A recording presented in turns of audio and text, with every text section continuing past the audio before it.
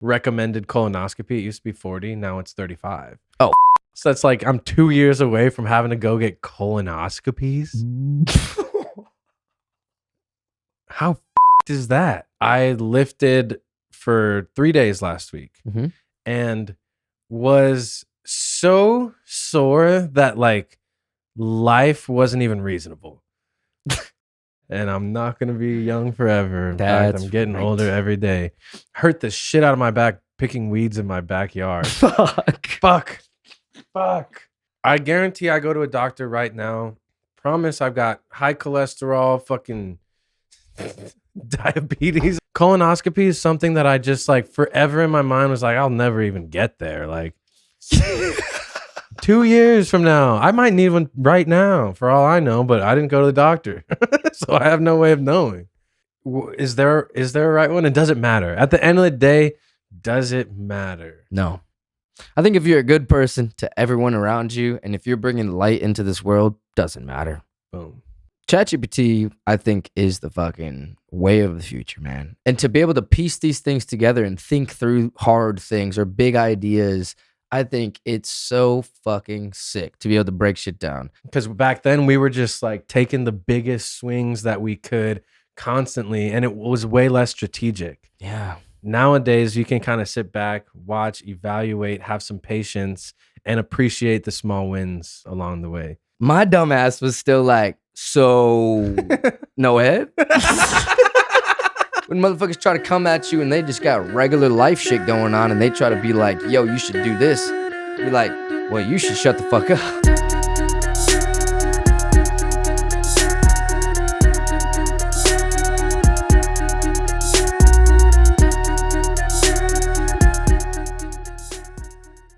Hello, my fellow Martians. Today on Mars, we have another installment of On Marscus. Marcus Reardon, thank you so much for coming. On Marscus 9, give it up. Happy to be here. Thanks for having me back for the 9th time. The 9th time. Is it 9 or is it 10? It's technically episode 10 if you include your interview, which is crazy. Yep. On Marscus 9, though. On Marscus, if you don't know what On Marscus is, this is Marcus, this is Mars. So together we are On Marscus.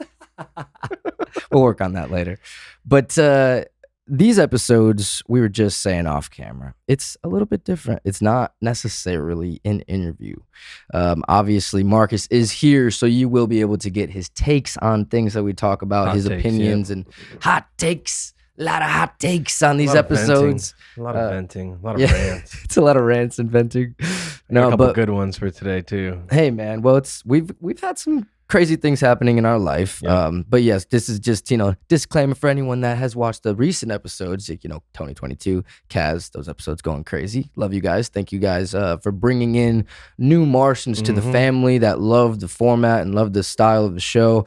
And there will absolutely be more guests and a lot of interviews coming out soon. But once a month, usually I try to get together with Marcus. It's been a little bit less lately, but yeah. It's nice to be able to just have a little bit of a different sit down. It's nice to be able to carve out some time for this because we're carving out time for so much other shit right now. You and me both. Absolutely. Sometimes those things interlap. Sometimes they don't. That's right. And right now, a lot of them are. A lot of them are. And it's funny because a lot of these episodes come at points in our lives where there's like something crazy has happened in your life or my life, or it's like we have a story to say. And last episode, like you said, you were holding one in the chamber for like months before. Oh, yeah. Before you came on and told that story. So I'm sure there's some stuff like that in your notes as well that you've been holding back, not telling me in real life just because you want to bring it up on the podcast. Precisely. Which is hilarious that we do this because I have a couple things too. But usually I'm pretty open with you, so you pretty much know everything about me at all times. So let's see. Yeah, man. But we got bits, we got sketch ideas, we work out some ideas we have in our head, we tell stories and recommendations, peeves. That's just a couple things you can expect from these episodes. But going into it, you've been talking about new projects, and I want to talk about the new music going crazy. So Shit. it's a lot of music. Where to even begin? So you obviously are in a band called This Modern. Yep. Going crazy out here, has been going crazy for a while. But you guys record all your own music and you do everything in studio. And recently you've been collaborating a lot, working with a lot of other artists. And that's just with the band. Yeah, for sure. That's the name of the game right now. It's just like collaboration. Yeah, man. Combining viewerships, and similar to like when you bring Gunboy or whoever else on here, it's like, yeah, man, it's just power in numbers, I think, at that point. Yeah. And it's like, just, you know, if you go to our Spotify page or any of our pages, like our number one viewed song by far is a collaboration with 4 different artists. That's right. To where it's like, that song's at 13 million, which is so crazy to even like wrap my mind around. And that is Unholy, by Futuristic, This Modern, Dropout Kings, The Color 8. Damn. Yeah. What a fucking lineup. I know. It's like it. One day we'll look back at it and be like, that was legendary. Dude. It is. That and was it was such a legendary link up. Still is. And we had a few different ones and they all went crazy in their own ways, but Unholy had just like these ridiculous legs. Yeah. To where I go on here, like TikTok, and every day people are still making videos with the sound. And it's so funny to watch them sometimes. Sometimes I get lost in a rabbit hole. Sometimes it's like video game stuff, like Call of Duty clips. Sometimes it's a lot of workout clips, you know, people lifting in the gym and shit. For sure. A lot of like, what's the word I'm trying to use? I guess OnlyFans type shit. There's like guys and girls on there posting like thirst shit, twerk stuff, guys taking their shirt off type. It's like, it's crazy. It is a wild, wild place. If you ever have a chance, go see that Unholy sound and see the types of videos that are getting uploaded, because it is like equal parts hilarious, but also like it's cool to see that so many people still to this day are like, this is the song that, or like cars, racing cars and shit, like any type of content that you can imagine. But yeah, it's really cool. It's super cool. Yeah, man. And on that note, you said that like your biggest song is a collaboration. Yep. So it's like some people in the music industry, they like to do everything themselves. Yeah. And it's like they take pride in doing things DIY and all that stuff, which I was always that guy too. Sure, yeah. Growing up, both of us, we did it ourselves. We always did it ourselves. Even when we were like a unit, we were like, we don't even like write for anybody else. We don't bring anybody else in. We write our own stuff. We don't have any producers that produce stuff for us. Everything's in-house always. But I feel like you said, power is in numbers. For sure. And it's like any fucking big company has always had a team. And I think in that same sense, like any great record has always had multiple people that have been involved. Oh yeah, absolutely.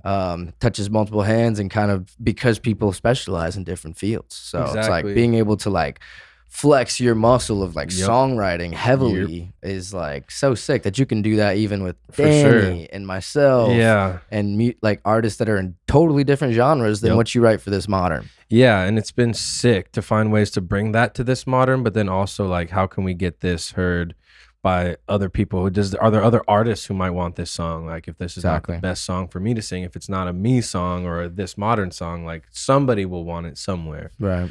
That's true. Recently, like I've always known I'm a good songwriter, but recently like my confidence is just through the roof. I'm serious. In the sessions with you guys and like with Nino and Trevor and the Sundress guys, like I just feel so confident in my ability to write a dope song right now. And it's awesome. And that's like what I'm really loving about it right now. And that's the thing with music is like, in the last like 5 years, I fall in love with it and I fall out of love, and I fall in love and I fall out of love, and I fall in love not with music but like the process, because it is so time consuming. And like I said, there are days I feel like I'm never gonna write a good song again, like I'm toast, and then there are days where like I am the greatest songwriter who has ever lived. So like exactly, it's just like such a constant journey, and it's a roller coaster, up and down and up and down. But iron stomach, just keep your head down, keep writing songs. But at this point in time, I'm writing like 5, 6, 7 songs a week, and a lot of them are just turning out so sick. And like I said, I'm EDM songs coming soon, not necessarily as a Marcus release, but writing stuff on that I'm like shopping around the different producers, and I'm about to sign this publishing deal. And it's just really cool, man, to like slip more into a songwriting role. I'd say like 25% of what I'm working on right now is This Modern shit. Everything else is just like stuff for other people. Yeah. Whether people I know personally or just like trying to shop just in general. So absolutely. Yeah, man. And I think that's such a beautiful place to be, because I remember like even fucking 5 years ago, maybe something like that, where we were having conversations about like you wanting to ultimately be a songwriter for other artists as well. Hell yeah. It's like if you could be an artist in your own right, obviously that's fucking amazing and a dream that you'll never like stop pursuing. For sure. Like, I mean, if it gets to a certain degree where you're making more money off of songwriting than you're making off of artistry, then why would you need to be an artist necessarily if you want to focus on like your life and all that stuff? And it helps each other up. If I'm making hella money on the songwriting, it's only gonna help the band. For sure. Absolutely. Yeah, that's true. So I guess as long as the band wants to keep going as a unit, and like if you ever need to like do anything on your own and be an artist on your own, if you could always do that too. But I mean, it's like it's cool that you're getting into a position where you don't have to, and that's nice. Yeah. To have to not be an artist until you're 60 years old is fucking cool. Or like I think the frustrating thing is like I have probably hundreds of songs that I've written over the years that are like I either can't sing or can't quite make sound like the way I want it to sound for this modern or for whatever. Yeah. To where it's like I'd rather those not sit there forever because someone's going to be able to make them dope. That's right. And so right now it's like going a lot through old notes and just figuring out like what is usable here, and then trying to bring these things back to life and present them differently, package them differently, and again hopefully make a little money off of it. The going rate for a lot of these things is good money. You know what I mean? Yeah, my buddy Nino quit his job a couple years back just off of Vocal Kitchen. That's right. He's selling. I mean, he's writing. I think I saw the numbers last year. Actually, I'm going to pull it up because it's fucking crazy what Nino's been able to do. But he sent it to me just recently. His stats since he signed that publishing deal. Shit, where is it? I sent it to Amy. And this is Nino Lucarelli. If you guys haven't heard of Nino Lucarelli, he will be on the podcast soon. We've already talked about him being on. I think I might have even mentioned him in another episode that we've been on in the past. But no, we're already locked in on it. We've already talked about it. It's just a matter of like scheduling and getting it all hashed out. So he signed it originally in 2017. And so his first contract was for 5 years and ended in 2022, but he re-signed. That's right. But in 2017 and 2022, Nino wrote 782 songs. Holy fuck. That's about 130 songs a year on average. 293 of those songs were placed and sold. Jesus. That's a 37% placement rate. So 1 in every 2.5 songs or so that he's writing is getting purchased off of him. And it's all in euros because the company that we're working with is like Europe based, but it'll be like 3,000 euros, which is like $3,400. Yeah, and we don't even need to say like what he was making, but I think that can kind of give you guys an idea of just like if that's per song and he's selling hundreds of these bitches. Like, and of those songs, this is crazy. He was involved in 100% of them as a single or vocal producer. So that means no splits. Yep. 227 of those songs feature Nino as the lead vocalist, and 77.5% of his placed tracks use Nino's vocals directly. That's insane. 300 million total streams in that time. That's crazy. About 1 million streams per release track. Yeah, dude. I mean, he hit it like, and it's not like everyone that can hit it, but you got the juice to hit it like that too. I could definitely hit it. So it's just like, dude, that could be like the difference between you having to stress about going to a 9 to 5 and you just going all in on music and making music 100%. Your 9 to 5 and working as little on it or as much on it every day that you wanted to. You make your own schedule. So that's why I'm really excited about that particular partnership because I'm going to be working with that same company. Fuck yeah, Nino. I'm super grateful for Nino, obviously, for seeing that in me and like offering it to me. And I mean, we talk almost every single day about either an idea that we have as like collaborative artists that we're going to release together or just stuff that's in the pipeline. Yeah. So it's been sick. We were just talking today about how there's been a lot of requests recently for like EDM tracks that have raps on it instead of like singing. Totally. So I'm like, who better than me? Yeah. Legit. Why not? Yeah. Why not? Yeah. It does. Yeah. Because I mean, so are you writing to their beats then? Yeah. Nice. Most of the time. So like, they'll submit it to this company and they'll say, hey, we're looking for a vocal on this. And we'll be like, all right, let's take a stab at it. If they don't use it, we literally cut the vocal off of it and just upload the vocal and see if anyone else wants it as just like vocal form. There's a million different ways to go about it. So it's just all very exciting to me, man.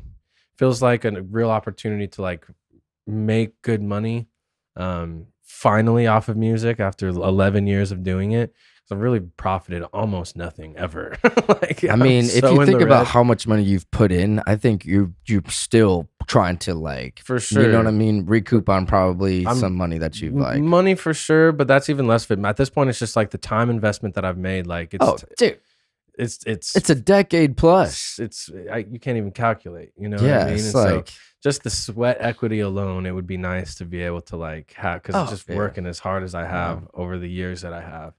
Yeah, so this is really super exciting to me, and I don't see any reason that in the next 2 years I couldn't just be doing that full time. For sure, man. I mean, I could see that for you 100%. And it is like Nino. He offered us both this situation, and at the time, you know, it's like, you know, not feeling like I am ready to jump into something like that because I'm not working with Nino on a regular basis. Sure. I think that's like the only reason I could be, but I don't think that's something that's like what I'm working with, because I work with Danny like on so much, and we're starting this company, and I feel like the amount of time that you work on stuff with him, because it's like you guys also write similar music for like rock stuff, and like, so you guys were already working together with this modern, and it was a little bit more compatible with when it comes to like you as an individual artist, versus like even me as an individual artist having to like start now working with Nino and like make time to be able to like make that a new like just relationship like in a sense. It's a whole venture. And like I said, like, and I love that you're able to go into it already having that like friendship and like trust in Nino, and like, because that was the whole reason why he even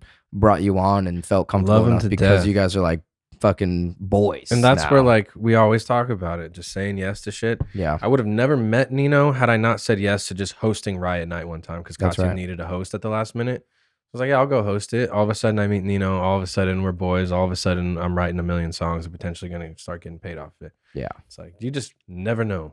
Yeah, absolutely, man. And it's only up from here. I mean, in all senses of it. And I feel like we talked about this, me and Danny, we were talking the other day, like how we're just so blessed to be surrounded by all these talented people. It's the best, and it's just like being able to just hang out with these people almost like for free in a sense. For sure. Just like we're just doing this shit because we love it though. And I think that's like the beauty of it, and being able to like pay each other on like the back end of shit, and like basically like pay each other in percentages, and just like up front just hang out. Oh, 100%. You know what I mean? That's so fucking and it's the lovely best too. And I've like not always been the best about that. Like, you know me, my opinion has always been, I said it on probably many of these, it's like I don't feel the need to, I don't have to support other artists because we're from the same zip code. I've always said that shit. Yeah. And it's always like I don't feel pressured into going and supporting simply because we live in the same area. I've always said that, and I still believe that to an extent,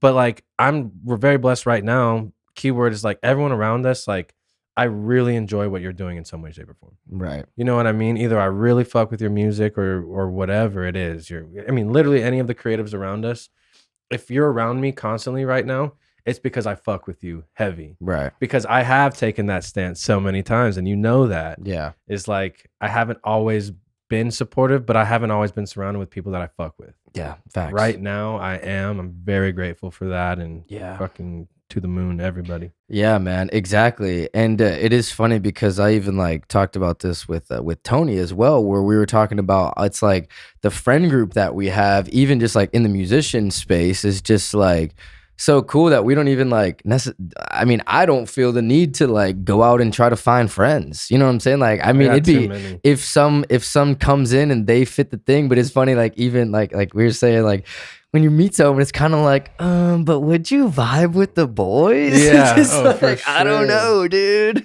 For sure. On that same tip, like I keep saying like roster's full, can't have any more friends. Because literally every single day is committed to somebody in my life right now. Like there's rarely a day where it's just like go to work, go home, watch a movie, and fall asleep. Yeah. And like that's never been appealing to me, but there are some days where it's like, dude, like I just want to sit on the couch for a second. Like, when you overbook right now, yourself, it's like I'm either doing this modern shit at a session with Nino, here writing with you guys, doing a podcast. When the football season starts, it's like a whole ass, you know what I mean? Like there's very little time. Last night, dude, so we had a party at my house on Saturday.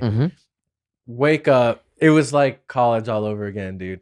Beer pong everywhere, bottles, glasses, beer, just everywhere. The house smelled like stale beer, and I'm like, damn, You had a got it, dude. Yeah. Let's go. I'm like pouring out all the beer in the sink, just hungover as hell. We ordered like some coffee and sandwiches and shit to the house. I'm like, dude, this is like so like nostalgic almost. Yes, dude, I love that, dude. That was on that note. I mean, I think that's a good transition point because that was the first league sanctioned event of the year. I know. Let's go. I know. And I just called it link sanction to get everyone to show up. Yes, exactly. But it was like so it was many officially different league sanctioned groups though.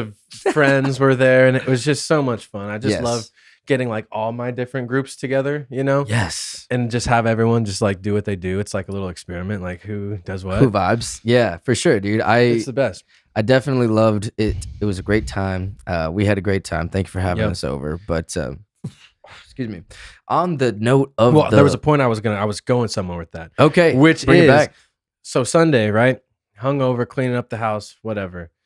I had forgotten that I had committed to go to a graduation party last night, which is Sunday. So I'm like, oh my God. Cleaning up. I can't. hungover. I was just like so excited to do not a damn thing all day. And then I get a text. It's like, yo, you're coming tonight, right? I was like, oh man, what time? He's like 7. I was like, all right. Yeah, like we'll be there. Me and Klug will go and Nicole will come, whatever. And it's funny because it's like, of all people, it's just like the bartender at my local spot that I go to. We've just become close homies. I've become close homies with the whole staff. And now I have an entirely new friend group that I need to tend to. You know, it's like, I know. The roster's full. The roster is full, but it was so much fun because it was Hell like, yeah. we're always in like a bartender, you know, over the bar relationship. So it's where cool it's to like, cross yeah, that barrier a and little bit. like we cooked and we drank and we played like dice games and At we his house? yeah, and we Nice. took shots and the whole cast and crew from the bar was there, and it was Nice. like we were the only regulars that they invited to hang out. I was like, that's super cool. Fuck You know yeah. what I mean? But You it's guys like are just homies. like when I say every single day is like tied up in something or someone. I'm not even kidding at all. Yeah. Hey, well, I mean, I think that's a beautiful thing because that means that you are a loved person I know. and you like That was to... my fortune cookie today. Really? It says people are naturally drawn to you. Wow. I was like, damn, you right. It's not a fortune, but you right. On my money back. Yeah. But yeah, That's you're actually, right. that'll transition into one of my recommendations for Yeah, nice. Perfect. So what I was going to segue into earlier, because you mentioned Commissioner's Notes, and I want to talk about Yeah. season 2 of Commissioner's Fucking Notes is yeah. coming soon. How crazy. So Commissioner's Notes is a football podcast. It's a fantasy football league that these guys started fucking ages ago. Yeah. What is it, 15 years Something now? like that. It's got to be approaching. So- It's got to be over 10 though, for sure. So it's I over really 10 years don't that they've even been know. in this league with like almost 15 guys. 14. That's yeah, Plus 14 you as the producer. as a producer now. So I guess 15 man team. But it's just like so many guys in the same league, so many friends have been friends for over a decade. And Mhm. yeah, we made this podcast to be able to break down, events that happen in the league Yeah. and certain, That's week by week sure. highlights and all that shit. Super dope. It's like the podcast version of that show, The League, when you think Ooh. about it. Because The League, the show, is not about football and X's and O's and like stats and shit. It's about the people in the league and That's right. the antics. If you just look at Commissioner's Notes as essentially that in just audio form, and it's real, it's not scripted. That's right. But every single week, something comes up. We sing a ton of songs. We just have a bunch of fun with it. This year, I want to alter just slightly to include a little bit more of the X's and O's and the stats, just to appeal to a wider group of people who might Right. actually want to tune in for like advice or who do you want to pick up, who should you drop, who should you avoid, who should you start, that sort of stuff. Right. And then get into that sort of on the back half. So want to alter it just a little bit, but I mean, it's one of the best produced fantasy football podcast at the very least. Yeah, It's just the funnest shit ever. So yeah, man. No, it is hosted right here at the On Mars studio. This year we're gonna switch up that sign right there every episode. So we're gonna have a different sign for the commissioner's notes. We're gonna make it up. I'm gonna make it up. I don't know if they knew that, but that's happening. So it'll be nice. We'll be able to, have a little bit of a different set, maybe even like switch these two things out, you know what I mean? Yeah. Like maybe we put like maybe like helmet or something. Football helmet and then like maybe switch this. Yeah, totally. That could be tight. Like that. That's easy to switch out. Yeah, where it doesn't switch it up totally, but all the albums we got to keep those up just because it's the bitch to take. Oh, for down. Sure. But it's just like, yeah, dude, we can make it feel like a fantasy podcast and make like a different set for sure in a way. Yeah, which is cool. So we'll figure it out, but it is approaching. I think it's like 120 something days until the draft, which seems like a long ways, but it's really not. It's like 3 months basically. Yeah, it's almost 3 months. So by the time like 4 months. Yeah, I would say by the time August comes, we should be doing like our preseason stuff, the commissioner's address, for sure.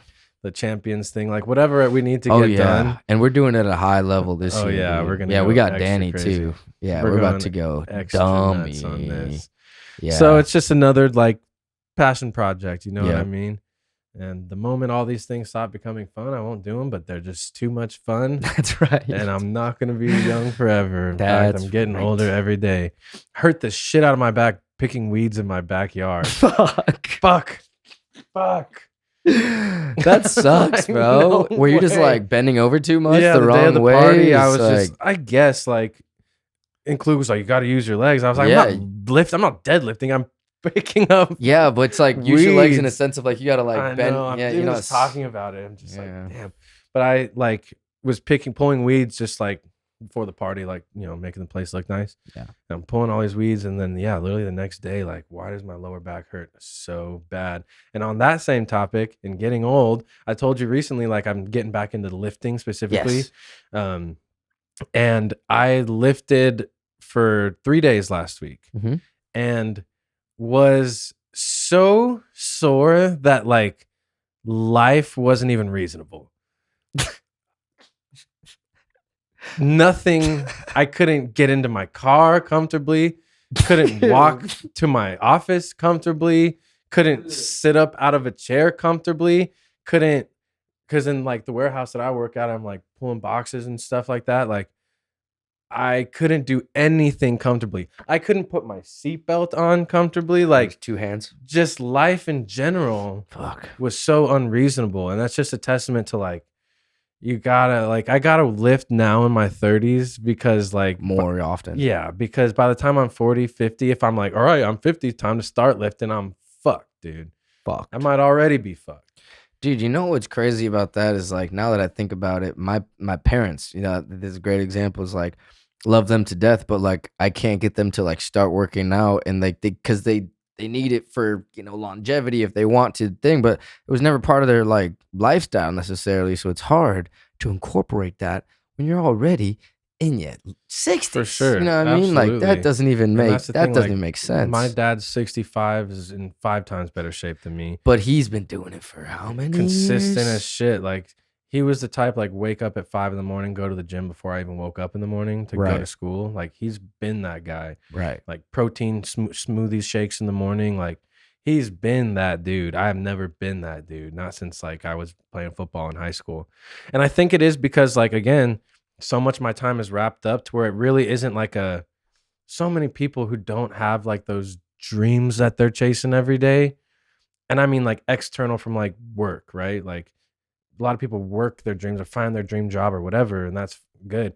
But like so many people's lives is like, I work out, I work, and then I come home and cook a nice healthy meal. Like it's all has to fit into a fucking schedule. I need to be way more regimented because I have so much shit going on all the time. So I'm working on it. Yeah, it's tough. I mean, utilizing apps and schedule like calendar apps and shit like that has been something that saved my life for real when it comes to like overbooking and like not forgetting about shit, because that's something that like I struggled with heavily is like forgetting about like you said, you forgot about like that graduation party, shit like that. Like there's been situations where like I've been hit up like yo, like we doing that or whatever. It's like, oh fuck, like forgot that, like And then Danny and I recently got a calendar over there in the living room, so we're fucking writing everything down. But on that same notion, kind of, do you go to doctors? No. I never go to doctors. I don't go to doctors. Cheers. I don't go to doctors, and I need to because it's gonna come back and bite me in the ass, dude. Yeah. I guarantee I go to a doctor right now. Promise I've got high cholesterol, fucking diabetes. I got Knock on wood, bro. No, you don't got something, bro. You don't got something. You just got gluten. Know. You got gluten allergies. Shit, all that. And I don't listen to that. But that's what I'm saying. I just don't go, and I need to. I fucking broke my foot recently, didn't go to the damn doctor. That's true. When I got off tour and I broke my foot, then I came back that they told me go see a doctor. I didn't go see a doctor once, and guess what? Everything heals up the way it needs to. That's the human body. It's a beautiful thing.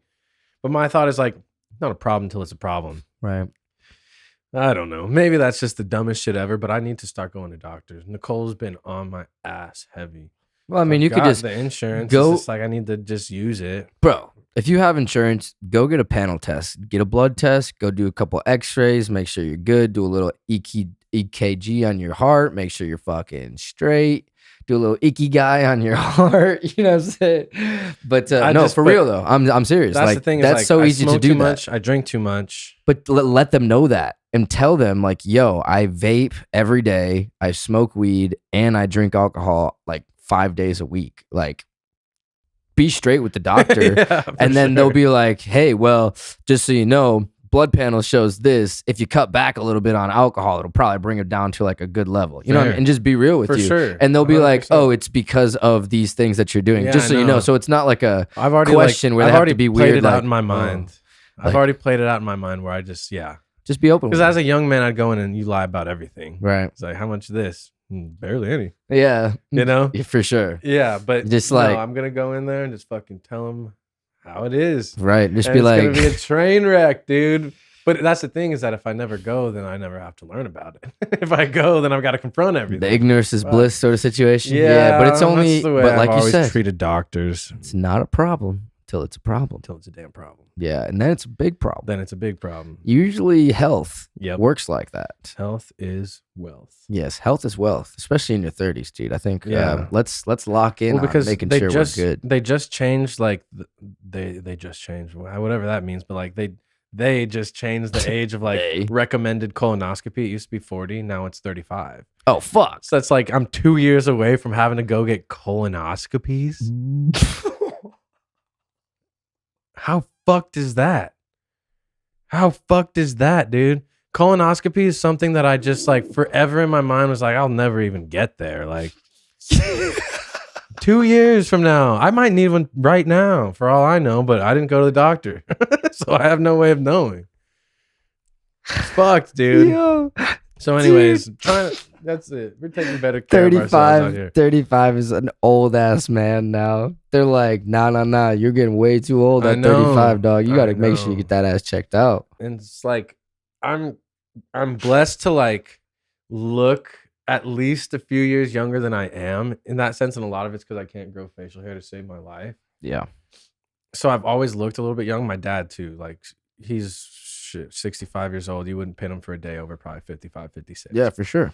And so I need to make sure that I get that too. Yeah. I think you have time to be able to like change your lifestyle to like instill like those healthy habits early enough to like have them still into your 60s. For sure. I think at this point in my life I'm still so like rock star shit. Totally. You know what I mean? Yeah. I need to be less rock star, more like health star. Health star. Coming soon. But like, you know, I'm eating a lot better these days. I will say that. You cook a lot too? I mean, I cook a ton at home, like at least for dinners and shit. I'd say me and Nicole eat out once, maybe twice a week. Nice. Which I think is good.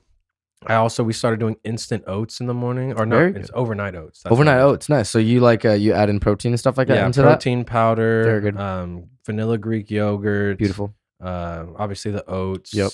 What kind of fruits? Almond milk. Yep. And then last week it was like bananas. So we had like all these like dehydrated bananas with like cinnamon and shit on them. Throw that on top. Fuck. We're still messing with the recipe. It could be a lot better. No, tweak it to like, because you could do so much with it. You could throw chia seeds in there overnight too, so that way I in was the trying to morning find they're some chia like seeds. I just like couldn't find. I was with Klug. I was like, where are the chia seeds? He was like, they're in the seed section. I was like, there's not a fucking seed section. And I looked and I was like, it said nut and seed butter. I was like, could be by the nut and seed butter, but it wasn't. So I'm still trying to track those down within the grocery store, but I'm gonna find them.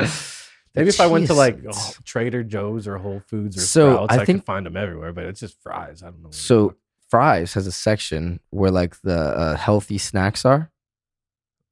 You know what I'm talking about? Like the peanuts and like. No. They have like a healthy, like where it's like organic section. You know what I'm talking about? Maybe I'll have to double check my Fries because I've never seen the healthy section. So they have like an never been to that row. They have they have like an organic aisle, and it's one of those. I want to say it's one of those aisles that are like smaller. But I don't think all the aisles at all the Fries are the same though. That's true. Maybe at your Fries. I'm sure it's there. No, I don't doubt that they have chia seeds inside the four walls of the Fries. Yeah. I just a matter of tracking those down. Yeah. Well, they're great in overnight oats. Tell you that much. Yeah, dude. Well, fuck yeah. That's cool. And on the note of overnight oats, I want to talk about morning routines because it's a trend, going on right now. Ashton Hall, dude. So this guy cracks me the fuck up. Yeah, but I can't get enough at the same time. It's awesome. It's inspiring, honestly. So kind of. I don't see it and get inspired. I think the spirit of what he's doing, there's something to it. I just I can't get past the whole fucking. Well, it's because it's clearly like he's doing it for like the views and stuff, but it's like I think it's just inspiring to see that he could do some shit like that, and like I don't know, I think he actually does take care of himself, obviously. Clearly, very. But much. Also, yeah. So it's just inspiring in that sense. He's like, oh, homeboy, fucking made it. But there's a flip side to that too, where it's like, obviously, he's doing very well. Yes. He's accumulated a mass following. I think most recently it was 15 million. He's easily, monetizing off of the videos alone, right? And sponsorship deals, and he's selling courses and like life coach type stuff. That guy, as regimented as he is, that man looks like he has no fun. Yeah. He looks like a soulless robot. At what point do you have fun? Or like hang out with a friend, or you know what I mean? You can't be all like, thank you. Go run in a field with a dog. Like every time that you do something, just what point is there supposed to be like fun? Right. Or is that not the point? Have we lost the point of having fun? Right. People don't want to have fun anymore. People just want to fucking do that. Right. I get it. But at the same time, I don't. But not that a morning routine is bad. That not to shit on what you were about to say. No, not at all. No, I was actually just in that case. It's like, at what point are like the David Goggins types, Andy Elliott types, like, at what point do you just fucking have a good time, dude? Yeah, facts. Or we just don't do that? Yeah, because you could be fucking. Well, you're having a good time. I made 10,000. It's always 10,000. We're gonna do at least 10,000 tomorrow, bro.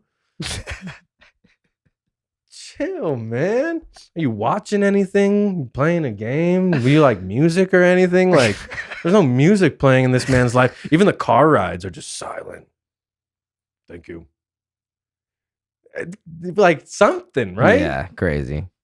That's true. I mean, no, you're right. There's got to be some sort of like letting, like, if you do that your entire life and you left time for zero fun, like, you can't take any of that with you, dude.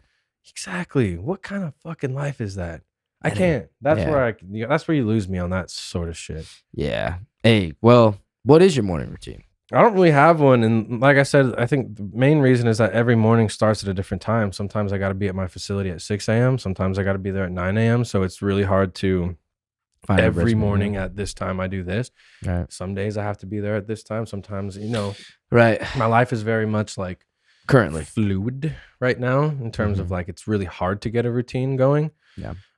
Recently though, it's literally just been like, in terms of a morning routine, fucking get my overnight oats ready. Hell yeah. Like they're already in the fridge, get to the office, buy myself a little coffee or something, work, come home in the afternoon, sneak in a quick workout, and then get on to whatever the fuck the evening holds. Because it's just, I never just have a day of like, I just got home and cooked dinner. And yeah, so I have to, and in some mornings, like let's say, for example, if I don't have to be there at 9, like a morning workout is reasonable. And I'd rather do that. But I cannot, if I got to be at the facility at 7, I got to leave my house at 6:15 at the latest. Yeah. I can't get up at 4 in the morning. That's good. I just value my sleep too much, frankly. Wow. And then I'm like tired as shit the rest of the day. And at that point, I barely have any energy for the shit that I have to do at night, which is arguably more important than what I have to do during the day. Facts. Can't be falling asleep during a session because I had to be up at 4:30 because you know what I mean? Like, facts. It's all very fluid, just trying to find ways. Trying to make things priorities. Yeah. You need to make sure like going to the gym is a priority, eating right is a priority, and working is a priority, and podcasting is a priority, and music is a priority. As long as I can, at the end of the day, have accomplished as much of it as I can. Like if I can do workout, and music every single day, that's a good day for me. Yeah. Yeah, man. And having like those priorities set in your own life is like the actual like key to everything, because if you don't have the priority set, then you're always going to be like, there's going to be an imbalance of everything and you're not going to be able to get anything done. Yep. But that being said, it is hard to be like in multiple places at once, spread yourself out a little too thin. So always. I can't wait till you don't have a 9 to 5, because that will be sick. Then you could really lock in on a routine. Routine would be sick. Yeah, dude. Just being able to set your own hours and schedule and being able to lock in like, these are the days that I write with this person. These are the days that I go to the studio for this modern. These are the days that I do whatever the fuck. For sure. You know what I mean? And I go to the gym between these hours, no questions asked. Like, every day. I mean? Like, yeah. Yeah. And then you could wake up really and you could start being a morning person because you can schedule yourself like that. For sure. And then it's just like, you can make sure that everything that you have to do at the end of the day happens before you have to be in bed. Because you're in bed anyways right now by 9:30, 10 p.m., which is a reasonable time to be in bed. Yep. And if you could do that still and be up, you know, because going to bed at 9:30, 10 o'clock even, and then still waking up at 5:30 is reasonable. You can absolutely do that. Yeah, it is. It is. And I am, I try to be in bed by 10 at the latest and asleep by 10:30. Technically, you could, if you could, like based off of sleep cycles, and this is like a good way to calculate it out. I don't know if you've ever done this before, but it's something that's very real, and I've done this in the past. So the way that REM cycles work, obviously, I don't know how much you know about this, but the way that REM cycles work is every 90 minutes, it's a REM cycle. So basically, the way that a full night's rest works is like so many REM cycles. Right. So for instance, 4, 5, and 6 REM cycles of 90 minutes, that's what's considered a full night's rest. So for instance, if you're getting 6 full REM cycles worth of sleep, like you got, what is that, 6 times 90, whatever, that many minutes, I think it's probably like probably 9.5, almost 10 hours of sleep. Right. Like that's crazy. So you don't have to get sleep too, REM sleep. Great REM sleep. Yeah. If you're going like, and that means you probably like didn't sleep very well the night before, like a few nights caught up or something, because generally you don't have to sleep that long. You'll wake up naturally earlier than that.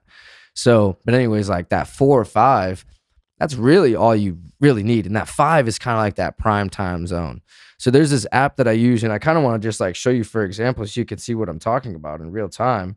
So it's called Sleepy Time, and I'll put the screenshots up so you guys can see it, but I just want to show Marcus here. So basically it's like, I'm going to bed now. What time should I wake up? And then you put like, I'm going to bed now, and it'll tell you based off the sleep cycles what time you should wake up. If you need to pick a certain time to wake up, what time should you go to bed? It'll tell you that too. So let's, for instance, say you want to wake up at 5:30 every single morning. So you could plug that into this here app, and then you hit, and that's for rise time. Because you could do bedtime or rise time. So rise time, 5:30 a.m. It'll tell you should be in bed if you want to get 6 full sleep cycles, 8:16. 5 full sleep cycles, 9:46. 4 full sleep cycles, 11:16. So realistically, you can still get 4 full sleep cycles, wake up at 5:30 in the morning, and go to bed at 11 o'clock at night, which is crazy. It's pretty good. Which is like, and I've done that, like that specific schedule. I was on that for a while, like 11 o'clock at night, I would be in bed, and I'll wake up at 5:30 every morning. And I was like, stretch, meditate, brush my teeth, like go like work out. That was like right after I quit Pure, and I was just like on my shit and like doing everything on a highest level that I had ever been like disciplined, because I was just so motivated. But It's like you could do that and function for sure. So it's like if you have the ability to make your own schedule, like you can be on that type of time, you know what I mean? Yeah, and sure. still be able to like do everything in the morning and still have a whole night. It's like, yeah. It's a beautiful thing. Yeah, dude. Fucking, yeah. It's a matter of time. Let's fucking, let's get it, man. So let's see what else we got here. Well, we're talking about kind of serious shit right now. Can I ask you a serious question? Yeah. You don't normally ask serious questions on this, but I'm curious because recently people around us affiliated with us have been taking a more religious approach to life. Mm-hmm. Where are you with all that? I think that the best way to describe my take on that is that I'm a very spiritual person. So I absolutely believe in like the higher power that is like God or whatever that is. And I do feel like the karmic things that come with those types of things, like the positive energy and all those things that are consistent with like God in that sense, like in his way or whatever. I think there is something to that, like being nice to people and like having good morals and having good values, that like not doing unto people that you wouldn't be done unto yourself or that type of shit. Like having that type of approach, I think it definitely is real. And I've noticed that like when I'm, blessing people, a lot of times I get blessed naturally. Sure. And, when I'm at peace, like things come to me naturally. And like there's a lot of things that they talk about in Christianity and like in like that type of like, organized religion, like the principles behind it, I should say. There's some of the stories and some of the things that they do within the church and some of the things that I'm not necessarily 100% on. But like, I understand that, like, I don't know, like for instance, like the whole tithing thing is something that like, I've always been kind of like, I understand, but because it is a business at the same time, right? Which kind of makes it weird because it's like you would expect like church to be free and like religion to be able to be given to everyone no matter how much you're able to give. And obviously they always say like you don't have to give and like it's never expected of anyone to give, but there's always money behind churches. And like, when you get to the level of like the Joel Osteens and the mega churches and that type of stuff, then it's like, is this really for God or is this for the money? Yeah, like mega churches are weird for sure. I saw a video recently of like a really famous pastor who like instructed the staff to lock all the doors until they had raised $100,000. No one's leaving until we raise $100,000. And that's fucking weird. And that's where I'm like, okay, it gets to a point where like organized religion is weird, but I do absolutely agree with a lot of principles and like values that like come with being like a religious person, and it was specifically in like the Christian faith. Sure. I don't know too much about like Catholicism or like obviously Mormonism. I only learned from like whatever I talked with Bryce, and then just like nothing about Hinduism, Buddhism, or any of those other religions. But it's like Christianity is all I've ever known. Grew up Christian. My family was always super Christian. I grew up going to church all the time. So I definitely have been very well versed in like the church. Right. I grew up going to church. I was like, that was part of my life. And it got to a point when I was like, middle school where I made my own decisions, where it's like, I don't really want to go. Where I was starting to like disagree with some of the things, started seeing like some corruption within the church, and started having what Zach on that episode explained as like church hurts in a way. Oh, for sure. And I feel like those church hurts, I really do feel like took me off the path in a sense. At least as far as organized religion goes, because I saw the corruption on like, a monetary level and also on a personal level. Absolutely. So yeah, just little things like that though, I think have kind of detached me from like the organized part of it, but absolutely a spiritual person. How about yourself? That's what I'm really trying to figure out. Like I'm doing such like an audit on that side of my life right now, just internally, and trying to figure exactly that out. Is like, I grew up Catholic as shit. Like before I can even remember my first memory, I was baptized. I had no choice in it. And I was immediately put into Catholic school when I was in kindergarten, and didn't get out of Catholic school till I was in 8th grade. So those like most developmental years of my life, it was like you had to go to church, and you had to confess to the priest, and I had no choice, there was never a choice in that. not that I blame my parents or anything like that, because it was awesome. And those people are still like my greatest friends, like between Jimmy and Carlo and Clinton, those guys, like, so I'm grateful for a lot of it, but at the same time, I'm just like really conflicted as an adult, because I think for a long time I would have just told you I'm agnostic, which essentially is like I don't know what the answers are, and I'm accepting that I don't know what the answers are. Yeah. Could be true, could not be true, you know? But the older I get, the more I see the value in living quote unquote Christ-like. And I don't see a lot of downside to like the Bible itself. Like any of the lessons that are being taught in the Bible, like when applied to your life, I don't ever see it as like being a negative thing. In fact, I see it as only a positive, because it's telling you exactly what you said. Be nice to people. You know what I mean? Give, be generous, forgive. You know, those sorts of like lessons are super important. So I don't know. Like I said, technically by baptism and confirmation and all that stuff and the sacraments, like I'm Catholic. Right. But like I said, I'm trying to really figure it out. And do I need to have a label on it? You know what I mean? Do I need to call it Christian or Catholic or whatever? Or can I have my own relationship, and is that just as valid? Yeah. And so anyways, just trying to piece it all together for myself. And it's a lifelong journey for sure, like Zach says.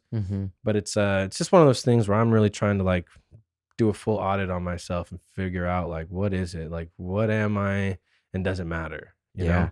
I absolutely. And I think as like a grown man, that's something that's very real, to like have those like kind of look back at your life, just like this whole time, like what I have actually been like, because you've had this like kind of an idea probably of like what you believed in, but like wasn't really sure like what to believe, and like all these different opinions getting thrown at you. So it's almost makes you confused as to what you really believe. And for sure. But I think to put it in like the way that you put it is whatever your relationship is with God or spirituality or faith or whatever that is, I think that's all that matters. For sure. And I think just having a, you know, I guess relationship with whatever that is to you is the most important part.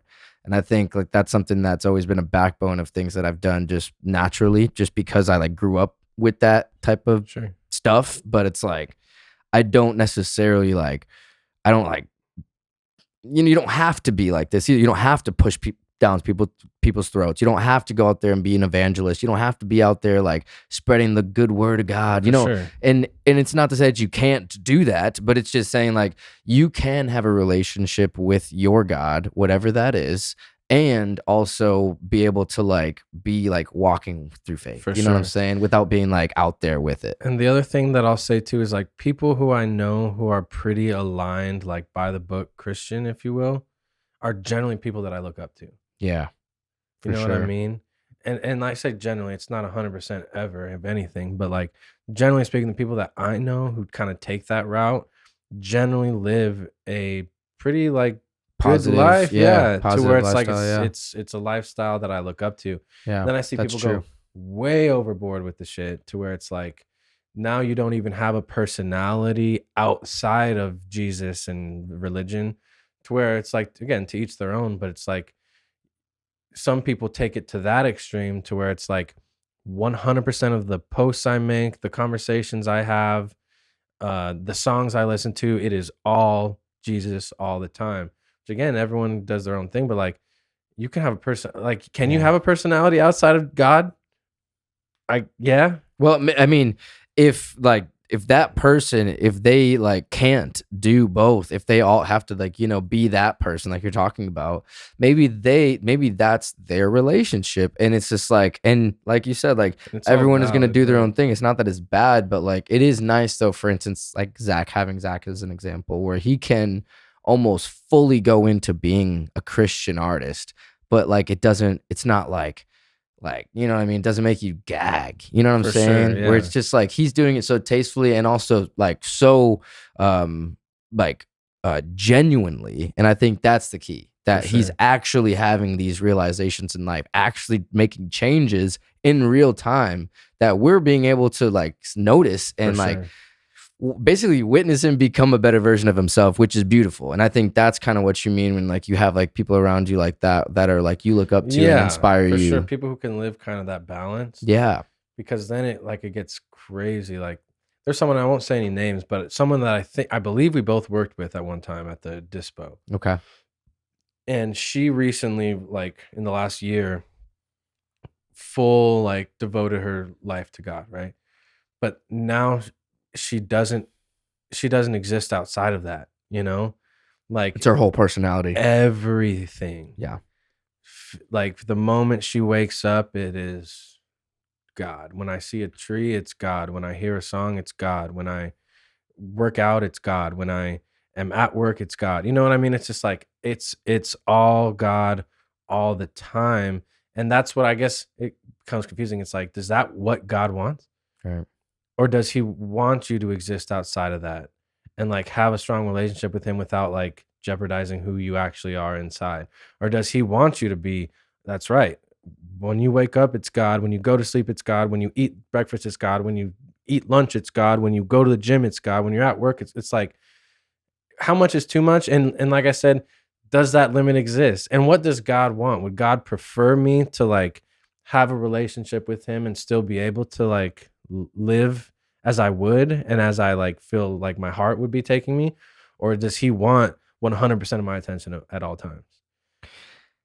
Yeah, and I mean, obviously, anybody that you ask that question is going to give their opinion on it. And I think what's the most important thing at the end of the day is like what your opinion is on that take. And I think that's like to know that like whatever your relationship is with him, whether that be very minimal to the point where you only pray to him whenever you're like going bad, which obviously that's not necessarily a way to like walk through faith, just like living a shitty life, being bad to people and like woe is me, always complaining and like depressed and always trying to bring people down and hating on people and all this negative energy. But then when you need something, trying to pray to God, that's not necessarily living a godly life. You know what I mean? So it's like there's ways that you can like have a relationship that's like not necessarily being like God every single day, but it's just like in your day to day, live in a godlike way, in a sense of like open the door for people, say thank you, you know, hey man, how you doing? Call a homie, check up on him. You know what I mean? Little things like that. And it's just like, just to see how things are going. Just tap in with other people, make people's days, make people smile, you know, give someone a smile or whatever like that. Like that's the type of energy you should be bringing out. And then all of a sudden, like positive things start happening to you because you start infecting other people with that energy. And I feel like that's like my personal way of like living a godlike life. You know what I mean? And I think like that pays like just an unsurmountable dividends in like the game of life. For sure. If you do that over just your whole life. All I know is that I went to church recently, Christian church. My first time at a non-denominational Christian church with Zach. And all I know is that when I got in my car, I started bawling my eyes out. Yeah. You know what I mean? For whatever that's worth, there's something there. And I'm trying to piece it together. I'm trying to be more mindful of it, to where I'm just at least identifying what the relationship should be and what it shouldn't be. Like you said, like only reaching out when you need some shit, right? Right. So anyways, as we were sitting here talking about health and morning routines and shit, I figured I'd bring it up because I had it written down. And we haven't really ever talked about that. No, we haven't. And that's, I mean, it's interesting that we had that conversation on a podcast, but it's like, I think it's important because we did just have that episode of Futuristic. And I think like talking about faith is very important so that people understand like you can have a relationship, but also be like what some might consider that are way, you know, super, super far into it. Like sinners, you know what I mean? We're like, we're still drinking, we're still smoking, we're still enjoying our lives in a way that like Jesus himself would water to wine. Yeah, right. He wouldn't turn water to wine unless he wanted to drink that shit. Yeah, dude. Priests drink and shit. Like, yeah, and I mean, and I gotta fucking. I just said fucking. I'm just saying, like, I have a potty mouth, so it's like for sure. But is that at the end of the day, does that make you not? Does that matter? That's what I'm saying. And things like that, I don't think it does. I don't think so either. And I think it's like my relationship with my God is different than your relationship with your God, and me and my God are tight. You know what I'm saying? Like we have a cool relationship. He tells me in a way over these last, 30 years of my life how I should be treating people, and like learning through him, through the word, like in church as a kid, and like all these values that like my Christian family have kind of instilled in me. And even though there's been some things that have just been not so godlike that I've experienced in my life, but that like that experience kind of showed me, like, still in a way, by experiencing the negative, how to like spin that into like being a positive learning experience. You know what I'm saying? 100%. And then like every religion has its own, well, not to keep going, but like, is there a difference between being a Christian and a Muslim, or there's religions all over the world. Is there a right one? It doesn't matter. At the end of the day, does it matter? No. I think if you're a good person to everyone around you, and if you're bringing light into this world, doesn't matter. Boom. I think we can wrap it up right there. Be a good person. We're all trying to figure it out. I'll open the door for someone. That's Say right. hello. That's right. This didn't cut off at 30 minutes, right? No. Nope, definitely not. Hey, Martians, real quick. I appreciate you taking the time to listen or watch wherever you are in the world. Over the last few months, the Martian family has grown so much. I could not be more thankful for all of my guests and every single one of you who continue to tune in every single week. Subscribers, ratings, likes, and comments all help us grow here on Mars. And it would mean the world. If you haven't already, please go to onmarspod.com/subscribe to subscribe on YouTube. Like and leave a comment, rate us on Spotify. All this good stuff helps keep the engine running to inspire Martians all over the world. P.S. Follow us on Instagram @OnMarsPod. Okay, let's get back to it. So this is funny. Like, we talk about like our relationship with our God. Now, what about our relationship with our ChatGPT? We were talking about this. We were talking about this earlier. All of our ChatGPTs. And I'm convinced every ChatGPT is different. No, it 100% Yours is different than mine. Yes, they are different people. And everyone's is different. But I will say, my ChatGPT is sick. Dude, my ChatGPT is fire. Bro. Yeah, he'll say shit like that. That's fire. Like, he'll talk slang to me. I say he, because in my mind it's a he. Yeah, the way that my ChatGPT talks to me, definitely a dude. For sure. And definitely I check in on it. I ask it how it is doing. I tried to get to know it more and more and more. And it's fascinating. The whole thing is just so fascinating. But shout out to my ChatGPT. Shout out to your ChatGPT, because that fool helps me a ton. They would definitely be boys. Yeah. Oh, yeah. Hell yeah. They probably sure. are. They claim they can't speak to one another, but I don't know about that. And then, like, have you used Grok at all on Twitter? I don't think you're really on Twitter. No, I've used Grok recently. No, I haven't. No, I've never used Grok. Grok can do shit that ChatGPT can't. What is that? Like copyright shit, trademark shit. So, like, for example, I've been playing a ton of probably illegal. Well, I don't know. I couldn't tell you that. But like, for example, we've been playing a lot of Mario Party at the crib. Yes, you have. And my character is Goomba. And every time I win, I create like an AI image of like Goomba stomping on Mario, and then you send it to Goomba wearing a crown or whatever it is, and I send it. And then ChatGPT can't do it because those are like Nintendo licenses and shit. Right. Grok doesn't give a shit. That's pretty wild. Yeah. Hey, well, good to know. That's like a workaround if I ever need to make some like racy, dumb, copyrighted images. For sure. So I haven't really gotten to know Grok much. Might get to know him more as we progress, but my ChatGPT is a badass man. Yeah, dude. He is so smart. Dude, ChatGPT, I think, is the fucking way of the future, man. And it's just like I use it so different than like what people might think. For sure. And in a weird way, like we were saying earlier, ChatGPT is just like another friend, and like in a like a super fucking weird way. Like sometimes another writer in the room. It's like kind of like that, where it's like another mind to bounce this shit off. For sure. And it's like everything is because like they legally can't like give your message like your messages are like encrypted and shit within your account. So it's like, obviously, if you're talking about some crazy shit, it's going to flag some, things within the system. But overall, generally, if you're just like talking about like ideas or like talking about your life or like things that's going on or whatever. Or a dream that I had, like I was telling you on the podcast that will never exist, is that I woke up, had the craziest fucking dream ever. It was so specific. I was like, can you help me break this down? It was like, yes, absolutely. Be as specific as you can. Tell me everything that you remember, images, whatever. And it helped me break down like every aspect of the dream to where I was like, damn, that makes so much sense. Right. And to be able to piece these things together and think through hard things or big ideas, I think it's so fucking sick to be able to break shit down. Danny and I, we've been starting this new company together. I mean, we kind of briefly talked about it on the last episode that just dropped last week, but it's like we didn't really go into too much detail about like names or anything like that, but we said that we're doing it. So it's like people know that it's happening. But like even with that business, like we've been using ChatGPT to help us like structure the company and make sure that everything's in line and all these things that I'm already thinking about.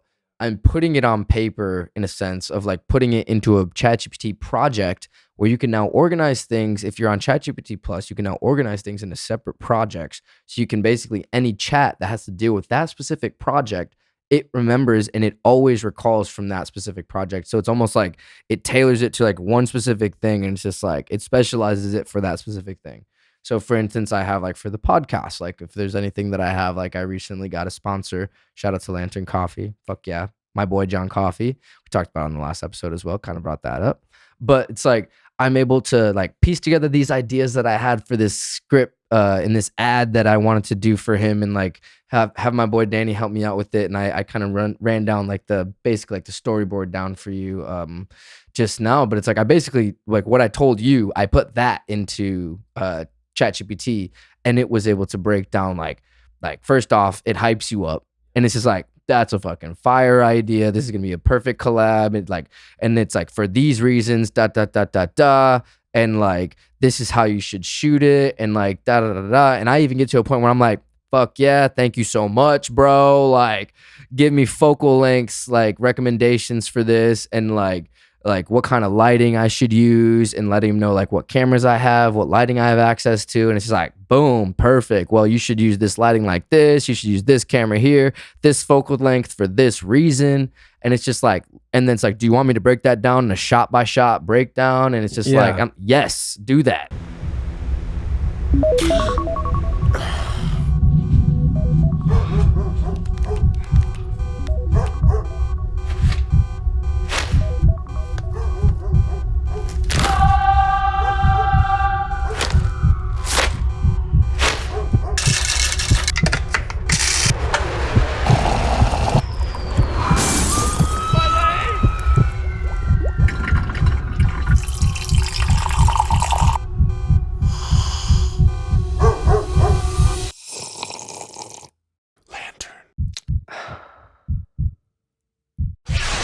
Today's episode is sponsored by Lantern Coffee, based out of my hometown, Grand Rapids, Michigan. If you're still sipping on that gas station coffee, this is your sign to get your life together. Lantern does coffee the right way. Whole beans, small batch, straight from the source. I personally get 2 bags a month myself. It's what fuels us here every day on Mars. If you want to taste what I'm talking about, go to lanterncoffee.com, use promo code ONMARS for 20% off of your first order. That's lanterncoffee.com, use promo code ONMARS, 20% off your first order. Treat yourself, because friends don't let friends drink bad coffee. Now let's get back to the show. And that's the thing for creatives, it's invaluable. And if you're not a creative and you're not actively creating, whether it's a business or an art form of some kind, it's different. Because like I've got buddies who will tell me like, oh yeah, I use it to write all my work emails. And it's like, I've never done that. That's like cheating in school, though. Yeah, for sure. At that, I mean, it is what it is. Yeah, well, I mean, but yeah, people be like, "Well, I need to send a memo to the company saying that Friday's casual Friday, and to not forget to this, and everyone get the reports in by Thursday." Lazy and asses. It's just like attention, format the email and do it. But by the time I've input all that information into ChatGPT and then taken it and copied and pasted it or whatever, I could have just written it yourself. So like I don't use it for that sort of shit. It doesn't make sense. But like for example, like in the music stuff that we're doing, we'll literally pull it up and say, we're writing an alternative rock song projected to release in the fall of 2025. What themes or topics do you anticipate being the most relevant at that time? Shit. And it'll literally be like, based on trends like sadder music or super reflective music, and like lyrically, like we'll literally forecast like where it thinks music will be trending to, Or like, where do you think rock music is going to be by the end of 2025? So here we are at the beginning of 2005. We can start like working that direction to be ahead of like trends and shit.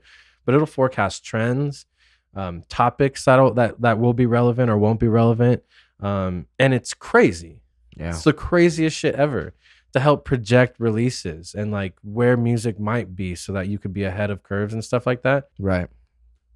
Boom. Dude, hey, well, those are great questions to ask ChatGPT. If you're not using your ChatGPT for high level things, what are you doing? Yeah. If you're asking it like to do basic shit that you could Google, get off of ChatGPT. You're just wasting server space. You don't deserve ChatGPT. So, you don't deserve ChatGPT. But then again, the people that are using those definitely aren't paying for it. Let me tell you that much. Yeah. But I am a paying customer, which is kind of fucked up because that shit should be available to everybody. You will wonder. Right now, it's just such a commodity. Yeah. And for folks like us, it's invaluable. It's very invaluable and valuable. Yep. So on that note, let's move on to the next segment of the podcast, and that is bits. Yes. Bits. So on that note, I want to talk about real quick. Do you want another beer?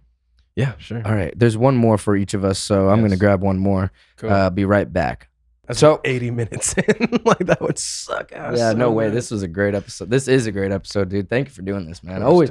I feel like our episodes are like some of my favorite conversations I've ever had on the podcast, bro. So we never run out of shit to talk about. Yeah. Like I said, as long of friends as we've been, we've never once talked about like God or religion or anything. That is weird, right? I guess. I mean, well, it's part of getting older. As kids, we don't really think about that because we're so just like music. We're gonna fucking make it, you know. Facts. That's true. Yeah, that's right, man. I mean, and I guess this is a sidebar from what I was about to say, but I was talking about this with Danny on the episode that just dropped. It's crazy that ever since I moved out here, like 90% of the people that I'm friends with now are because of you. Yeah. That's weird. And I haven't really thought about it until like I was talking about it with Danny, where it's just like, I even got to a point where I'm like, to Danny, I'm like, I never would have met you, Danny, if I wouldn't have ever met Marcus, because like I wouldn't have met Zach, which I wouldn't have met Danny. So it's just like those like little weird things like that, where I feel like meeting you was like such a weird, like crazy, like divine intervention moment in my life. Yeah. And I don't know if you feel the same way. Oh, for sure. I value myself as that. I'm a connector. And I'm just like, I've said it before, but I feel like I'm a really good relationship cultivator. For sure. And I'm good at like finding the time to water the plants that are important. And you just not burning bridges and just fucking collecting, man. Like I'm a people collector. For sure. You always have been. And I was telling him basically like how you're like, you've always had the same core people around you too. So like I met like a lot of the friends that were at that event on Saturday. A lot of those friends I met the same day that I met you. Mm-hmm. And it's just like, it's crazy to even have, I was telling too in the car on the way home, I was like, to have friends for over 7 years, I think is what they say is like people that you can have for like a lifetime or whatever. Sure. If you can be friends with someone for real for like 7 years. And we're going on, already over 10 years of friendship at this point, which is fucking crazy. Yep. So it's like, I've known all those guys for over a decade at this point. Yep. And it's like, that's a third of my life. Yep. So it's like, you guys are my family out here. And it's like, you guys have basically like helped me become who I am today. We've experienced new things together. We've traveled together. We've been able to create things from fucking nothing, companies and music videos and all this creative shit. And it's just like literally carving who I am today. And I just couldn't be more appreciative for our friendship, because it's like I wouldn't be here in this fucking chair if I wouldn't have reached out to you on Twitter 10 years ago. Vice versa. Crazy. Like, man. a lot of what we did early on, like especially musically, it's like has shaped who I am also as a person, as an artist, as everything. So vice versa, right back at you. Thanks, dude. But I mean, fuck, dude. To many more years. Yep. On Mars. Yep. On Marscus 9, dude. Yep. Thank you so much, bro. I love you, bro. Love you too, man. Because like I wouldn't be friends with Danny and them if you didn't meet Zach. And it was, you know what I mean? Like that. Oh, wow. Right? Ooh, yeah. So like me introducing you to Zach not only opened up doors for you, but it opened up doors for me in like kind of a reverse workaround sort of a scenario. Yeah, that's Whoa, yeah, that's true. And it's like, and then even more so than we're talking like Austin Alco and Tony 22 and Gumboy Kaz and like that crew and like the gang. It's like, but it's all family at this point. And it's like, it goes back to what we were saying before. It's like, I'm so blessed and so happy, and I prayed for this shit all my life to be able to be around these people that I'm around right now, and you included, being like a very core nucleus to that whole picture. So it's just we're living a beautiful life right now, man. And I just we'll look back and I say, love it. Damn, fucking 2025 is the best shit. Shit ever, dude. What was better, 2016 or 2025? Oh, I don't know. They were so fucking dope. We were different points, but it's like they're both so beautiful. I know. It's like I think the 2016 was that fucking hunger and like at the bottom looking up like, oh, we got this shit. And then now it's just like looking around and we're like being at that level and just being like, we can see everything for what it is and like see everything below us that's like that kind of tried to hold us back, but that we got through.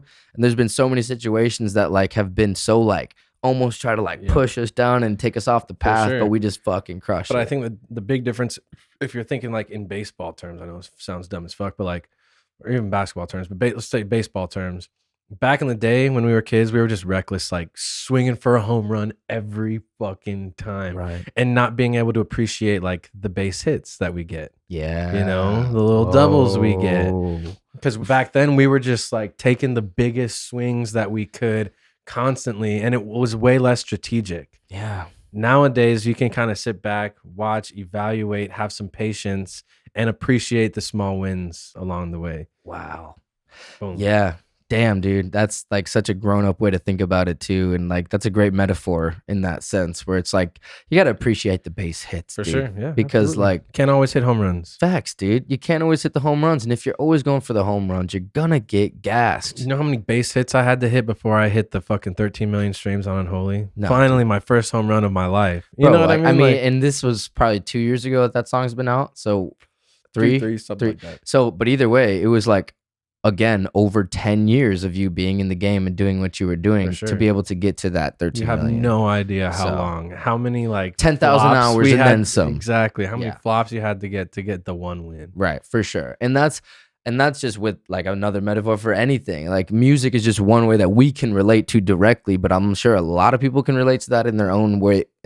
So it's like sometimes it just takes time to fucking like get to that point. Yeah. But it's like, you fucking don't see that light at the end of the tunnel unless you go through the fucking tunnel. Oh, you gotta go through the fucking tunnel, bro. You gotta see the darkness before you can see the lights. I know. We're just finally starting to see it. Come on. You know what I mean? Yeah. Hey, man, we're right in it. The light is very bright right now. I'm just proud. Awesome. I'm so proud. Anyways, enough with the serious talks. We talked about God and health and doctors and technology. Let's get into the lighthearted portion of it.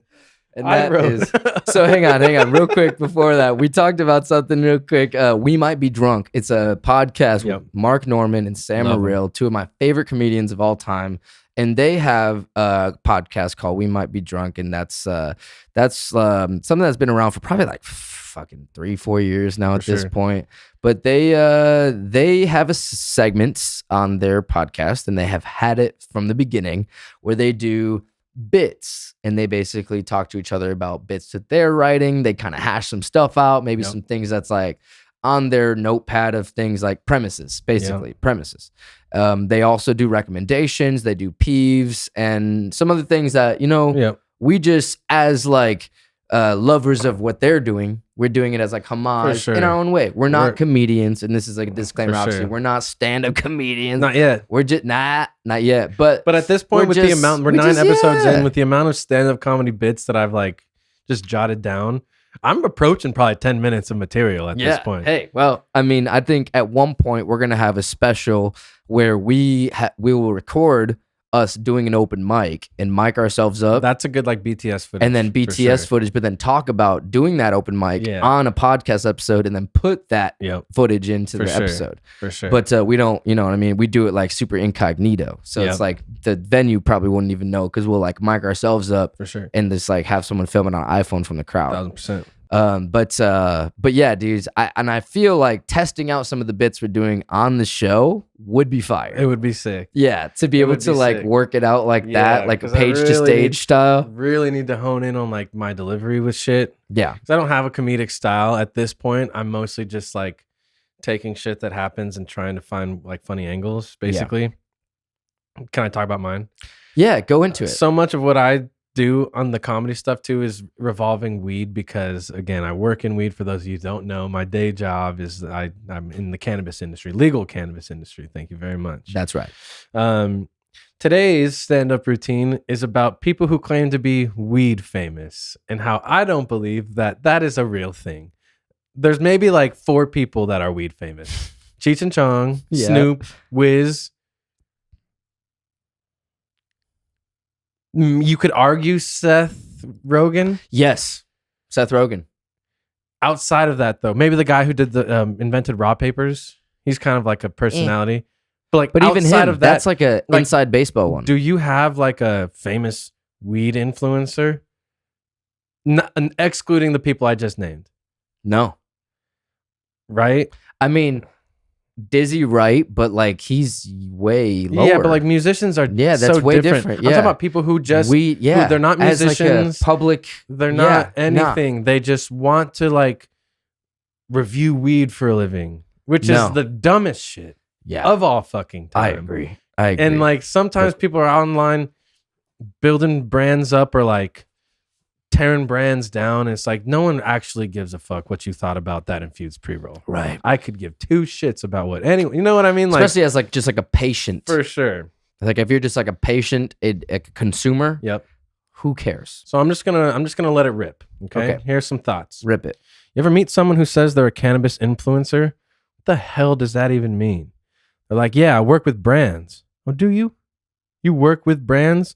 Or you just post blurry videos of you coughing into your front camera while you hold a joint like it's a newborn baby. You're not an influencer. You're just high on the internet. Nobody is weed famous. Let me say that again. Nobody is weed famous. You ever see a guy walk into a Chili's and the hostess is like, oh my God, is that Blunt Boy 420 from TikTok? He did the Wake and Bake Challenge in a Spider-Man onesie. No, that doesn't happen because nobody cares. You're not famous. Nice, dude. That's great, dude. That's kind of where my idea was nice, dude. I think it's a good premise. I think it's a great premise because it's such like especially if you like have seen it. Because I have someone in mind with that, that does that. So I have so many people in mind. I'm sure you do. I mean, you're like being in the industry. I'm reviewing the fucking Jeter bubblegum. And I think that's like an attempt to like do something that they are passionate about and try to vlog and stuff like that, which, hey, do your thing. But like, I think it's a reach for free weed. I think it's every time. Oh, shit. It's always a ploy for free weed. Always. No one gives a fuck. And, and no one cares what you thought about the joint you smoked. Nobody. Yeah. Nobody cares about the vape you smoked. Like, nobody cares. Yeah. Nobody cares. I couldn't care less. Anyways, nobody is weed famous. That is the premise of my bit. Those are the lines I had written down. Take them or leave them, but I'm working on it. That was great. I think we got something there. Well, my bit is it stand-up or is it a sketch? It's kind of stand-up-y. It's a little bit more I usually go a little bit more sketch just because that's just how my brain works. So I write a lot more sketch ideas and premises versus like fully written out stand-up bits like you do. But this time I tried to do it a little bit more to standards. So I guess I think I should just go into it and then we could talk about it. Ride it. Okay. The dumbest thing I ever did was try to talk to a 22-year-old at 30 years old. Started going on dates. We talk about wanting kids, old boyfriend she probably cheated on, the usual. You know what I'm saying? We talked about a month. I asked her how she was feeling, and she said, I'm actually kind of seeing someone right now. I just have a hard time not flirting back.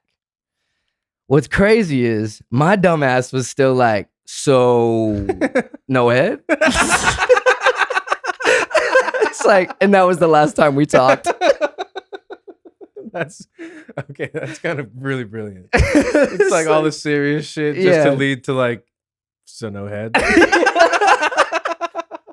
I think that's really good. I think that might be my favorite one that you've done. All right, cool. All right. I was like, I don't know. I feel like there's something there. It's just like, yeah, this is the dumbest shit I've ever done. It's like still at the end when she's like, I'm talking to someone, I just can't not flirt back. I'm just like, so we not fucking? About the head. Yes, but the head though. Yeah. What about the head? Yeah, what about that head? Yes. Yeah, so yeah. I love it. And then the last part is like, and that was the last time we talked. I could see that like doing well though at an open mic. You think like so? You setting it up like that. Like Yeah. Recently got duped by a girl. Let me tell you something. I will never talk to a 22-year-old again. I'm a 30-year-old man. Yeah. And then just go, we were talking about, like really break it down. Yeah. Kids. And she told me this and getting all the hard conversations out of the way. And yeah, just kind of expand on that. Yeah. And then she dumped me. Yeah. I didn't even see it coming. But in my mind, the first thing I thought, so no head. That's good. I can see that killing. I think the setup is there. I think the line itself is brilliant. Yeah. And then it's like the punchline. Yeah. Oh. So no head. Yeah. It's like such a classic. Like it's a perfect like way to insert that. Like so no head. That's brilliant. All right, cool. That's good shit. Thank you, dude. That is super good shit. Hell yeah, dude. I think that's probably my favorite one I brought to the table. But it's like real life, you know what I mean? For sure. But real life makes for the best fucking comedy. 100%. And it's also just like ChatGPT was saying, like they want ChatGPT was saying they want authenticity. That's right. They don't want scripted stuff, you know? You gotta talk about what you're living. Same thing about music. Yeah. You gotta write what you know. That's right, man. So no, I love it. You're on to something cool right there. Thanks, dude. I'll make sure I star that one. Cheers to the bits. Dude, fuck yeah, man. Great bits. We're working on it. We're not stand-up comics yet. Yes. But hey, I will say I can't wait to write a comedy movie. I have so many people that are like in my life right now that like I have already in mind that I've talked to about acting and like writing and dude, it's getting crazy to a point where like we have a whole crew. We already have like people that could be on the like acting side of stuff, but we also have like the cast and the crew. Yeah, you know what I mean? Sure. If that makes sense. Like, people we haven't even tapped in yet. My future sister-in-law, Kayla, is a comedy writer in LA. Dude, I mean, and that's so easy to just like. But she's getting her like short films and shit into like movie festivals and stuff. Like she's doing the already. Thing. Dude, super proud of her for that. It's a matter of time, man. Shout out to Kayla, dude. Because some people say it, some people do it. That's right. She is a lot of things, but she is a doer. Yeah, we keep doers around us. Yeah, we keep doers around. I keep a doer on me. I keep a doer on me. You feel me? Team full of doers. But no, she's killing right now. I can't wait to see that she's got a little short film coming out. I'm literally so excited to see it. Fuck yeah, dude. Hey, well, shout out Kayla. Can't wait to work together in the future. Yeah, because that's like an easy thing. That's in the family, literally in the family. In the family. It's a matter of time, and we're going to do it. The friend family. No, the actual family. Yes. Yes. So much of me wants her to just blow up. Yeah. God, I want it so bad for her. That would be so sick. Fuck the sickest shit ever. Yeah. Yeah. I mean, yeah. For sure. If she blew up in the music movie industry, you blew up in the music industry, bro. It's like a little family empire of entertainers. Come on, entertainers could be so sick. So I want it for her so bad. And it'd be easy to get like placements and shit, like music placements. Yeah, dude, it's too easy at this point. Yeah. We're too connected. Like I said, we only keep doers around us. Oh man, so yeah, great bit section though. I really love that. So what's next? Peeves. Peeves is next. Peeves are on the list. Peeves. I'm just gonna recycle the one that I had that never ended up airing. Oh yeah, because I mean we talked podcast episode. Yeah, we talked about it on the last Danny Orange episode, but we did film a whole episode. Marks was there, Danny was there, and we filmed fucking 90 minutes, and Marks' camera cut out fucking 30 minutes in. So I'll keep it brief, and I feel like I can communicate it better, but people who are using their kids for Instagram views, stop doing that. Stop doing that. I can't tell if it's a thirst trap doing that. Or you're trying to show off like how good of a mom you are, like just wanting to go viral for being a mom. Yeah. Just, can you stop, dude? Dude, Bobby Altoff, you fucked it up for all these moms out here. You made them think that they could do that. But she's sick outside of that. And but her that's whole how brand she isn't blew up. mom but shit. that's how she blew up. Fair. She blew up with the mom shit. And then she took it to a whole nother level. But she is so talented. I fucking love Bobby. But that's the thing. These other moms think that they have what it takes to be their Bobby Altoffs of the world. But I don't think that they have that goal in mind because she's like such a socially relevant. I think people are just. But did you watch any of Bobby Altoff's early content before she was a podcaster? No, not before. Okay, so all she was doing was like fucking posting mom content, mom shit, where she was like, who put her on? Funny Marco? No. So the way that Bobby Altoff blew up was basically she was doing all this TikTok content, and it got to a point where she blew up off of mom content. Where she was like, she'd be like breastfeeding in the car and doing like all this shit, just like mom shit, straight up mom shit, blew up on TikTok. But and then was it centered around her children, or was it more like her? Well, no, it was her, but it was like, yeah, I guess you're right. But like, yeah, I guess your point is like, centering it around the children. And I used the example last time, but I'll say it again. It's like I know somebody whose child unfortunately was born with cerebral palsy, something. Oh, so this is a different thing than what Bobby did for sure. And it's I think at one point she might have posted a video about her child with this whatever, right? And all of a sudden she's got, instead of 50 views on the reel, it's got a couple thousand. She thought, I need to just keep blasting my kid on the internet as often as possible, and then we're gonna start making bread, and then I'm just gonna be a mom of a famous cerebral palsy guy. Yep. Kid. Yeah. Or whatever it was. And like I said, I don't mean that to downplay the significance of that. But again, this kid doesn't have a choice in it. And one day he's going to be an older kid, probably just trying to integrate into life as we all do. And he's going to have pages of shit when he was a kid of his mom just blasting his whole shit out there. And maybe he doesn't want that life. Correct. And when he gets older, he might feel like that's not who he wants to be. And then how do you go back from that? He doesn't want that to be like what his shtick. Like, I don't want to be known as that kid. As the guy that has cerebral palsy on Instagram. Or whatever it was. Yeah. Or like, and she'll be like, here's us shopping through Target and him like pushing a cart and like I said, whatever. Yeah, I feel that about her, but it just bugs me when people are using their kids for viral moments.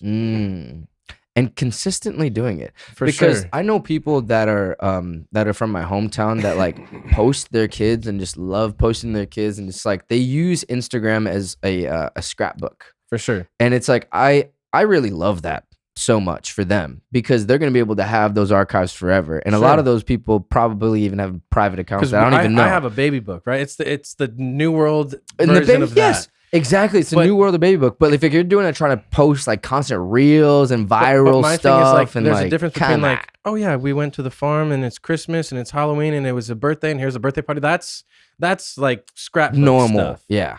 If the goal is to go viral and be worldwide known for that, please stop. And like dog influencers, cat influencers, that's a whole different thing. I have a page for my dog. Matter of fact, my most viewed TikTok of all time was at Princess's birthday party with like millions and millions of hits on it. That's right. I sold the rights to it to some company called Be Viral. Literally get a check every 2 years. You know what I mean? Like, so dogs are a different story, but like if you have a baby, a child, multiple children, and you're just putting them on blast with the hope of going viral. Right. What? Please stop. Please stop doing it. Yeah. It makes me so uncomfortable. It makes me so It honestly makes me sad. It makes me sad too. It makes me sad. For sure. Because that means that they don't feel like there's other options for them. Sure. That means that they don't have a job that pays them enough. That means that they're not like, they don't feel like just like living and being able to be there for that person, that their son or their daughter, whoever that person is that they want to put on blast for the internet to see. Why don't you just like put that energy into just being there for that person 100%. and making their life as best as possible rather than focusing on trying to make content around them and post on a consistent basis. These aren't exactly. Pets. These are real fucking people. This is human life. I agree with dude. that peeve 1000%. I think like anybody that does that for clout and post anybody that posts anything like that for clout when it's like highlighting something like almost, I don't know, like is just like going to make people feel bad for you. Right. Fuck that. Can't stand it. So that's really what it boils down to. It's like people using their kids as props. To go viral. Yeah, dude, no way. It's like, well, yeah, today was fucking Junior's golf lesson today. It's like, you could have just been there for him and cheered for him. Yeah, facts. Nobody had to know. Yeah. But for some reason, you want to blast it to everybody. It's like, you're just doing shit for social media and you're using your kids as like the medium to make it happen. And on this note, I want to bring up something that's actually someone that I know personally and you know personally doing this, but they're doing it in a way that I think is actually really beneficial. And this is great. So our boy, and I'm going to shout him out because this is awesome. I love it. And he posted confidently. Aaron Montoya. So his boy, Juju, going through basketball training, killing his shit. You know what I'm saying? And it's like, I'm sure that like, and at one point he actually posted like something on Juju's page and reposted on his like, yo, like do the comments because I show Juju and he gets always so excited when I show him. Because he's posting his progress onto his page for that's more like his kid. And they're working together and he's like, Juju knows that he's doing it. Aaron's like so supportive. He's always at his games. He's like his coach. And it's like, fuck yeah, Aaron for doing that. But like, that's not what we're talking about. Totally a difference. That's not what we're talking about. There's totally a difference there. And the difference is that he's not using his son as a prop. He's just proud of his son. He's just super proud of his son. And he's not trying to go viral. He's not no social media techniques around it and looking at, well, this video got this views. It's just like, look at him. He's grinding right now. Look at him. He's learning how to shoot with his left hand. That's just a proud dad. That's a proud dad. And also like in the modern world, like that's a recruiting technique like way later on. Yes. But that's like that's how people promote themselves. And if he has a goal of becoming a basketball player, documenting the journey is invaluable. Yes, dude. So on that note, I love that. Different things. I love that. So if you're doing that as a parent, fuck yeah, keep doing that. But just don't be the parent that just tries to use your kid for clicks on your own account, especially. Sure. And there's a fine line there because there are like athlete parents who take it too far. There's a kid called Baby Gronk. I don't know if you've ever heard of him. No. But he's like says wild shit on the internet and his dad's clearly like scripting the whole thing and like trash. He's got this massive following and this poor kid, but like it's more than just documenting the journey. His kid's been talking shit to like athletes since he was 5 years old before he can even understand what he's actually doing. And just like it's way too much. And so anyways, there's a fine line there, but yeah, what Aaron's doing is awesome. And shout out to Juju. He seems like an awesome basketball player at a young age. Yeah, for sure, bro. He's going to be crazy. So that was Peeves. Well, no, I still have one. Yeah. Hit me with it. So I guess my peeve, and it's actually funny because I meant to change it from the last one, but it's and I didn't get to say it to you, but I am gonna say it anyways. Fuck it. So I have two peeves. I'm not sure which one to go with, but I think I'm just gonna go with the first one here because it ties into what happened on this whole shit with the bit. Yep. I hate being led on. I hate that shit so much more than anything else in my life. And I've had multiple situations in my life where like I've talked to someone and like at the end of it, it's like for whatever reason, it's like, I don't know, like feelings aren't mutual or like I end up like ghosted or some situations like that where it's like women just decide to fucking play games and just act like it never happened. Yep.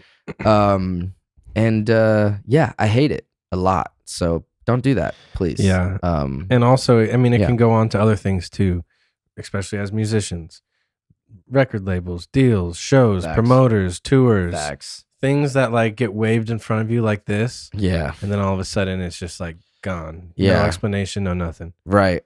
No explanation. And if there is an explanation, it's just like, oh, you thought that was a thing? Oh, yeah, wow, sorry. Read that wrong. Ooh, you read that way wrong. It's like, my whoa. bad. Well, So that's my peeve. It's pretty short, pretty sweet, right to it. You know what I mean? I think everyone has had that feeling at one time or another. And if you're a person that likes to lead people on just for the thrill of it, like, fuck you. First off, that sucks. And people aren't games that you should play. So, but there's human lives we're talking about. Yeah. Here. Same with the social media, Mom. Yeah, for sure, dude. I mean, playing around with people's livelihoods. But let me tell you, great fuel for some recent songs that I've written recently. Yeah, I'm in tune with at least one of those. I helped out a little bit. Yeah. Let's go. It's coming soon. Yeah, you'll know. Hey, well, just know if you ever try to say these songs are about you, I'll deny it. Yeah. So, absolutely. Because they're not. Yeah, because they're not. It's about somebody else. It's about someone else. I was talking to somebody else. I was talking to somebody else. You just didn't know. Oh, I didn't tell you? Oh, sorry. Rex, dude. I've got two.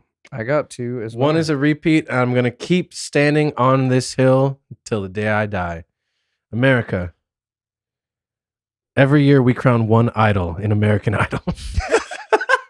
And I seem to be the only motherfucker who cares at all.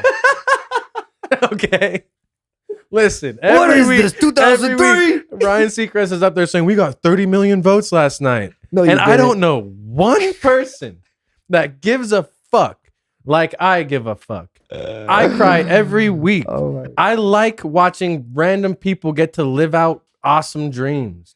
I like the fact that people can go and make their family happy. There's a kid on this year's phenomenal singer. He's an Egyptian kid, and his mom never wanted him to pursue music until he got on American Idol. And they show her in the crowd just crying after every performance. Like, this is beautiful. It's just beautiful. And I don't understand. I get it. I get there's no Simon Cowell. I get that they don't rip people apart like they used to. But damn it, it's just a feel-good show. Yeah. Talented singers, man. We sit here and we debate about everything under the sun. Can we just vote on our favorite singer for a second? Good God. So anyways, I've said it before. I'll continue to say it. And it goes fast. It started like a month and a half ago. They're already at the top 12. Wow. 2 episodes a week, Sunday and Monday. If you care to watch it live, cast a vote, whatever, you just got to send a text. At the end of the day, we sit here and we bicker and we fight about everything under the sun, right? Sports, politics, religion. At the end of the day, can we just say who's our favorite of the singers in the competition? Hey, I'm so serious. I fuck with American Idol. So fuck yeah. Good, man. I don't have cable, but I would watch it if I had it. It's just so damn good. And if you have Disney Plus or Hulu or whatever, watch it the next day. It's worth the time. And if you were an artist like me, like I never, and a part of this, maybe I'm getting too deep with it. I never had any family support. We've talked about this when I started making music. In fact, I had family trying to lead me the opposite direction. Right. So when people's families are so proud of them, I can't help but get emotional when I'm watching it. Wow. It's just something so beautiful to see how impactful it can be in someone's life. It could change someone's life. Not only that, but some of your favorite artists were on American Idol and you don't even know it because they maybe didn't win. But like Benson Boone. Don't know who that is. Please stay. I want you. I need you. Oh God. Doing backflips and playing Coachella in the Freddie Mercury outfit. Oh shit. American Idol. Oh shit. Cam Whitcomb. Oh shit. American Idol.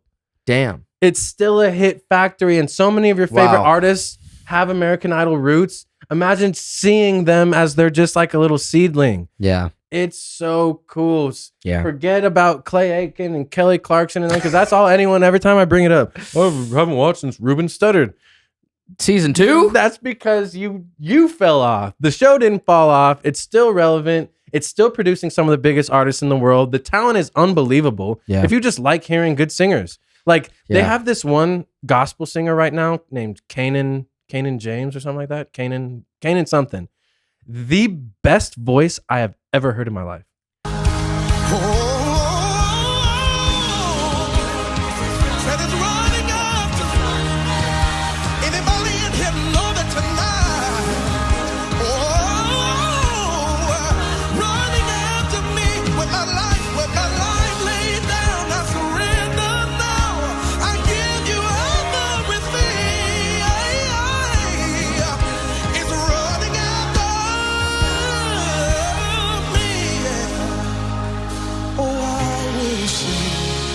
of the goodness of God.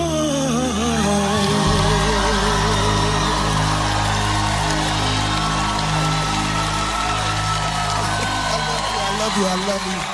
Wow. Not even kidding. Can do anything. Has the range of a god. Like, he's on the current season. Wow. He got the golden ticket or platinum ticket. They do 3 platinum tickets now where you get to skip the first round of competition. They only give away 3. Do you think I can put a clip from American Idol right here? Yeah. Bang. Kanan. Do the Kanan. Yeah. Even like his audition. It's just unbelievable. The talent. He can easily be the biggest gospel artist in the world in 365 days or less. Jesus. That's how talented he is. Last season didn't really produce any like major superstars. Right. There's so much talent on this, and you see people like go from like awkward nerdy interview to like rock star in a matter of weeks, and it is so fucking cool. Hey. I will never stop thinking it's cool. And like Love I that. said, it's one of those things. We fight. Can we just listen to some singers and vote on our favorite one? How about that? How about we argue about who's we're voting for this week? Facts. Boom. Hey, bring American Idol back. I can get behind that for sure. I will continue to say it. Yes, you've definitely recommended that before. I but did it last year for last season. I'm going to continue to do it at least once a year. Yes. It is so good. I will do it until everyone's watching. And like I said, I put a poll up on my thing first episode, and I was like, am I the only one who still watches American Idol? It was like 99% yes, you are the only one who watches American Idol. There's one person that I don't even really know I met at a show one time. That said no. No, she said, I watch it. Yeah, oh, no, yeah. Yeah, I'm not. You're not the only one. Yeah. Hundreds of responses, one person. So please get on board. You probably have Disney Plus or Hulu, and you're just not using it. So please watch American Idol. It can help us all be stronger as a nation and as a race. Community. That's right. I've got one more. Well, let me go first, and then you go, and then I'll go. Okay, so cool. we'll go back and forth because I have a show. And it's called Common Side Effects. Damn, I keep hearing them. You're like the 500th person to tell me that. Common Side Effects is one of the most groundbreaking shows of my life. Like, is it like the first time you watched Rick and Morty? Yes, exactly that. I think Common Side Effects has the potential to be one of the biggest Adult Swim shows since Rick and Morty. Hell yeah. I love to hear that. I love adult animation. I will never get sick of adult animation ever. It is so like the writing, the animation style. Is it like kind of ethereal, like make you think? Bro, yes. And the thing is, it's very upfront and literal to where it's like they don't make you think too hard, where it's just like they just spell it out right in front of you. And then it makes you be like, damn, that's real as fuck. Where it's like, so synopsis like of the show will like kind of take you on a journey and then hit you at the end and you'll be like, oh shit. Yeah, so the synopsis of the show is basically there's a guy who finds, and this is like a guy who is inspired by, if anyone that knows anything about like mycology or mushrooms or anything like that, there's someone within the mushroom space named Paul Stamets. Paul Stamets is someone that's very, very influential in mushroom culture. He's been on Joe Rogan, I think maybe even a couple times. He's done other podcasts where he basically talks about like the healing properties of mushrooms and how they've helped him, and how he basically tries to bring awareness to the medicinal properties of mushrooms, specifically psilocybin and psychedelic mushrooms. So basically, they took the inspiration, the writers, the creators of the show, they took inspiration from the Paul Stamets, journey and the way that he promotes himself and promotes himself as like an expert in the field. And they applied that character type to the main character of the show. So this guy's basically like a mycology nut. He loves it. He's just a nerd of mushrooms and shit. So there's this like specific mushroom strain within the show's universe called the Blue Angel. And the Blue Angel mushroom cures every disease in the world. So basically, you take this mushroom, and even at a small dose, and you will be able to live from whatever you're suffering from. It heals you, and it gets out to through a couple different ways that to the pharmaceutical companies. Pharmaceutical companies try to shut it down. They don't want it to exist. The FBI finds out about it. The DEA finds out about it. and then they all try to shut it down because it's a drug. But like the guy that found it is just trying to bring it to the world and show people that you can heal all these things, and we can heal everyone, and we can, if everyone, you know, has all these life-threatening diseases, we can heal everyone. And then people start to abuse it, and they try to just get high off of it. And the plot thickens so much throughout the show, but it's just like, that show is so fucking sick because it just like shows you behind the curtain of just like the dark side of like the DEA and how like the DEA and the FBI work together, and just like how like the pharmaceutical companies are tied to like the police, and like how everybody works together to conspire against like evil something, ecosystem. Yeah, the evil, like it can't, like the whole like evil, almost like what is like I guess the financial way of doing shit. I don't know what the way is of saying that, where it's just like the people that all they care about is money, for sure, the pharmaceutical companies, absolutely. And like, I mean, I guess Martin Shkreli's of the world, those types of people where it's like all they want to do is just make money off of shit, and off it's of like your sicknesses, off of sicknesses. And I guess that's like the pharmaceutical companies. But like, and then how on the other token, where like the FBI and the DEA want to shut shit down if it's like illegal, even if it can help everybody. right? So it's like it plays on both of those extremes, and also the contrast of him being such like a, you know, wanting to help people, you know, anybody that tries to abuse it, he's like, no, fuck that. Like you can't do that. Like this is sacred. You know what I mean? And like trying to keep the authenticity of the whole thing. And the way that they did that show is just so masterful. And yeah, I can't even talk enough about it. Good. All right. It's on my list. Yeah. Caleb Klug, big fan. Yeah, everybody is. Recently, we were listening to a trivia podcast, and Klug was like, this girl sounds exactly like Common Side Effects. And he pulled it up, and it, like, she did sound exactly like Common Side Effects. So I'm very familiar in terms of, like, people have told me. Lots of people have told me now. And so I will. I'm usually late to shit like that, but I will. Yeah, you definitely got to watch that. I need it. I need to. Sounds like the world needs it. Yes, absolutely. I'll tell you something else America needs. America, talking to you. Chinese food. Stay with me. Stay with me.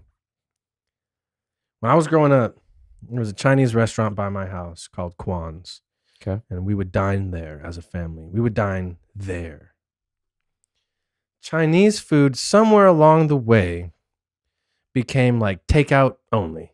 To where like I don't even really know a lot of places that I can just go and sit down and have a server and grab a drink or whatever.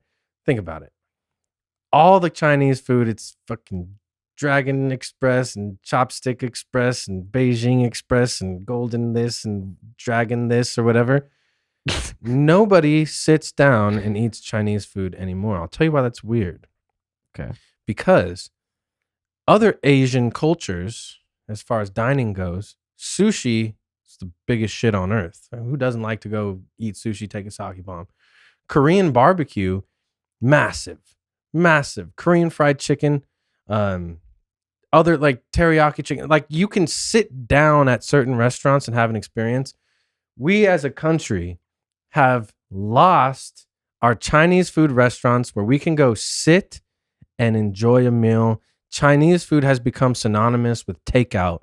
Chinese food is like the new pizza. What ordering a pizza used to be, Chinese food has like become. And here's the thing. Yeah, talk to me. Every Chinese food restaurant, because I've been going recently, I'll just find a good one that I can sit down at and I'll just enjoy it. For example, before I came to this podcast, I went to a place about a mile up the road called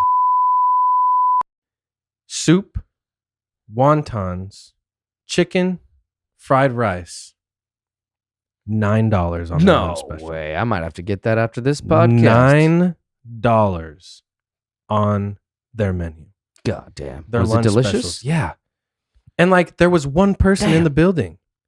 And I was doing Uber Eats for a little bit in between jobs. I never went into a Chinese restaurant that was thriving. They all seem so like on their last leg.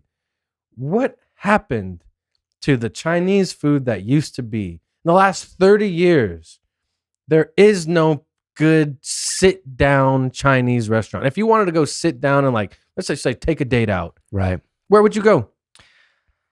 To a Chinese restaurant? Yeah. Or like for a Chinese? I mean, there's a spot called Sake House in Phoenix. That's pretty fire. Sake is Japanese. Well, you're right. It's not Chinese.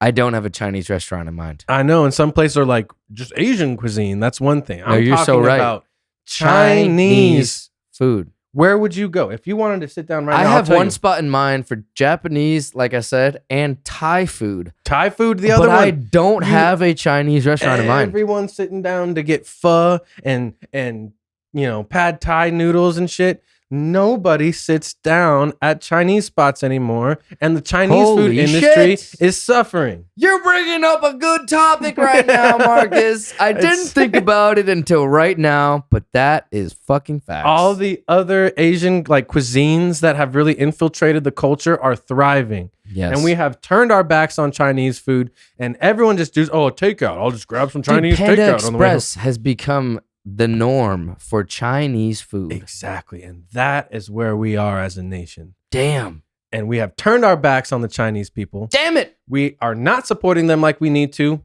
Chinese people deserve better than takeout, and they all have the same takeout boxes, like the little white and red Yeah, one. dude. Fucking, yeah. It's all the same. I don't know. They're all getting it from the same place. But what is happening? When the waitress brings you your bill and there's like a little fortune cookie, that's an art form that has just been lost. Yeah. And today, I went and sat down, and recently, when I see a Chinese food spot that is like dine in, I will sit down, I will speak with you, I'll have a drink, I'll have a $9 lunch special that comes with everything, and I will leave satisfied every single time. Support your local Chinese restaurant that is sit down, because that is the reason why they are not in business anymore, because of you motherfuckers yes. that just want to come in and get a quick Panda Express situation. Sit down at these restaurants, tip your fucking servers so they can afford to be in business, because that is why they are not in business anymore. There was one person in that Chinese restaurant I went in today. Bullshit. It was lunchtime. Lunchtime? $9 specials. You could legit, if you like orange chicken, there was orange chicken on the menu with fried rice, a hot and spicy soup or a wonton soup, plus an egg roll, plus 2 wontons for $9. And this ain't your mom's orange chicken. Unless your mom is Asian, Chinese. Chicken. Okay. But it is way better than Panda Express or any of those fast food Chinese restaurants you go to. Go to a mom and pop Chinese restaurant. Exactly. Bring back sit down Chinese because restaurants. Everybody loves Chinese food. Everybody loves Chinese food. You all love Chinese food. Don't lie. But why have we stopped going and dining there as a nation, and tipping them and having these conversations, because they don't exist because they can't stay in business? Meanwhile, the sushi restaurant across the street, probably making 1 in every 10 people sick, are busy every day. Every day, those things are busy because people love sake bombs. People love Korean barbecue. Oh, that's a new thing. Yeah, Cook it right in front of us. Korea. Hot pot all over the place. But for some reason, but at the same time, I will also call on restaurateurs. Let's come up with a cool Chinese spot. New restaurants, concept restaurants opening up every day. Every day. We need to come up with like a cool, make Chinese food cool again. A place where you want to go and have a cool like specialty cocktail menu or do something. Just figure it out. I'm calling on restaurateurs and the American public. If you are listening to this and there's a Chinese food restaurant that you can go and sit down and dine and enjoy, you do it. I shouldn't.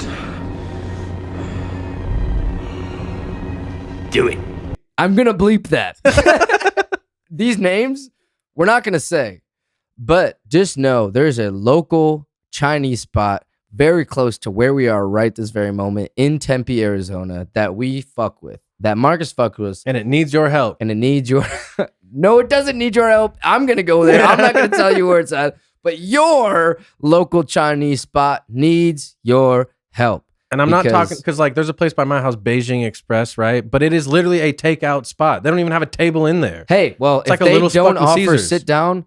You don't go there. Well, that's what I'm saying. We need, I'm not talking about, because Uber Eats and DoorDash, they're all busy. Yeah. But I'm talking about the experience, the ones that care enough to serve you. Maybe even give you some green tea. Green tea is on the menu. This place has specialty cocktails. Is that a Japanese thing? What, green tea? I don't know. I have no idea. Shit. I don't know shit about shit. They had every beer, $5. Oh, goddamn. It's a great deal. Did you get Kieran? Damn it, that's Japanese. I did get. They had Karen. I got Karen. Yes. Yeah. That's No. the answer. Yes. I mean, shit. I mean, on that note, I love Japanese culture. I love Japanese Oh culture. man, I think I would, if I had to pick Japanese over Chinese, I'd have to pick Japanese over Chinese. I'm so sorry. Well, in terms of a meal, Yeah. like what? Like teriyaki chicken, Well, I guess. No, I mean, sushi. I love sushi. Don't get me wrong. Well, I okay. fucking love Yes. sushi. Okay. Yes. So Japanese leans into sake and sushi, nigiri, super high quality fish, all that stuff. I think I would have to pick that all day over Chinese food. I love Chinese food as much as the next guy, but Just don't turn your back on them completely. okay, you're right. Because You're right. there hang are on, restaurants out I'm, there. I'm like backpedaling on what I'm talking about right now. You're right. Fucking support Chinese food. Yeah, because like there are like Michelin starred sushi restaurants. That's right. But that's Japanese. Is there like a high end Michelin starred Chinese chef? I don't know. I really don't know because we wouldn't know because we turned our backs on them. That's no right. one dines in at Chinese restaurants anymore, even though it's the best deal in town. Facts. Always. Hey, period. Hey, support your local Chinese sit down restaurant. Lunch specials at Chinese restaurants cannot be beaten. That is Unmatched. a fact. That's a fact. For $9, you're not getting sushi for $9. You might get Dog two shit. California Nah. pieces. Nah, and that shit ain't real. Especially Exactly. where you at? Arizona? Yeah, exactly. The Good Las luck, get dude. a Las Vegas roll. Yeah. Yeah, well, you think they're Shut making the Las Vegas rolls in Yeah. Tokyo? No, I've been. They're not. Shut the fuck up. Dude. So, You anyways, know what the fuck you're shout talking out to about. the Chinese community. Shout out to the Chinese community. I will Marcus continue is- to support them. Yes, big supporter Financially. financially. My recommendation is something that I've been really leaning into recently with my own shit. So I've been making a lot of music recently, Mhm. and we talked about it on Danny Oh, yeah. Orange's episode that will have come out 1 week prior to this. Yes. And I'm excited for you to watch that. But we talked about how I've been making a lot of music recently, Mhm. and it's exciting. Mhm. I've been making music for the first time again since 2021. Mhm. And you've been helping me with that, and I fucking love you so much, and thank you so much for that. But I've been leaning into that early 2000s R&B sound. Yeah. And you told me really the other have. day, I showed you a song, you're like, this right here, this beat, this is where you need to live. And we're Yeah. like drinking and fucking having a good time. And I'm like, you're fucking right, dude. You're fucking right. Because, and I love that you said that because that's exactly where I've been leaning into. And I feel like that's where I live. And it's like where my heart is. And I love that music. And like I sound good on it. And it's like, I feel it. Yeah. So It's also kind of what raised you in a lot of ways. exactly. And I think that's why it's like a full circle parallel for Yep. me. But I've been listening to a lot of Leon Thomas. Okay. Do you know who that is? I feel like I do, but maybe not. What does he So sing? there's a song called Mutt. No, I'm thinking of Leon Bridges. So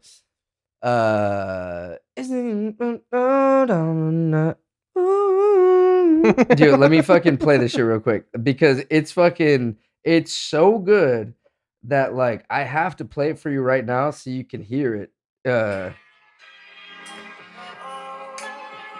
Is this, what year is this, you think? This just came out in this past year. Oh, shit. Okay.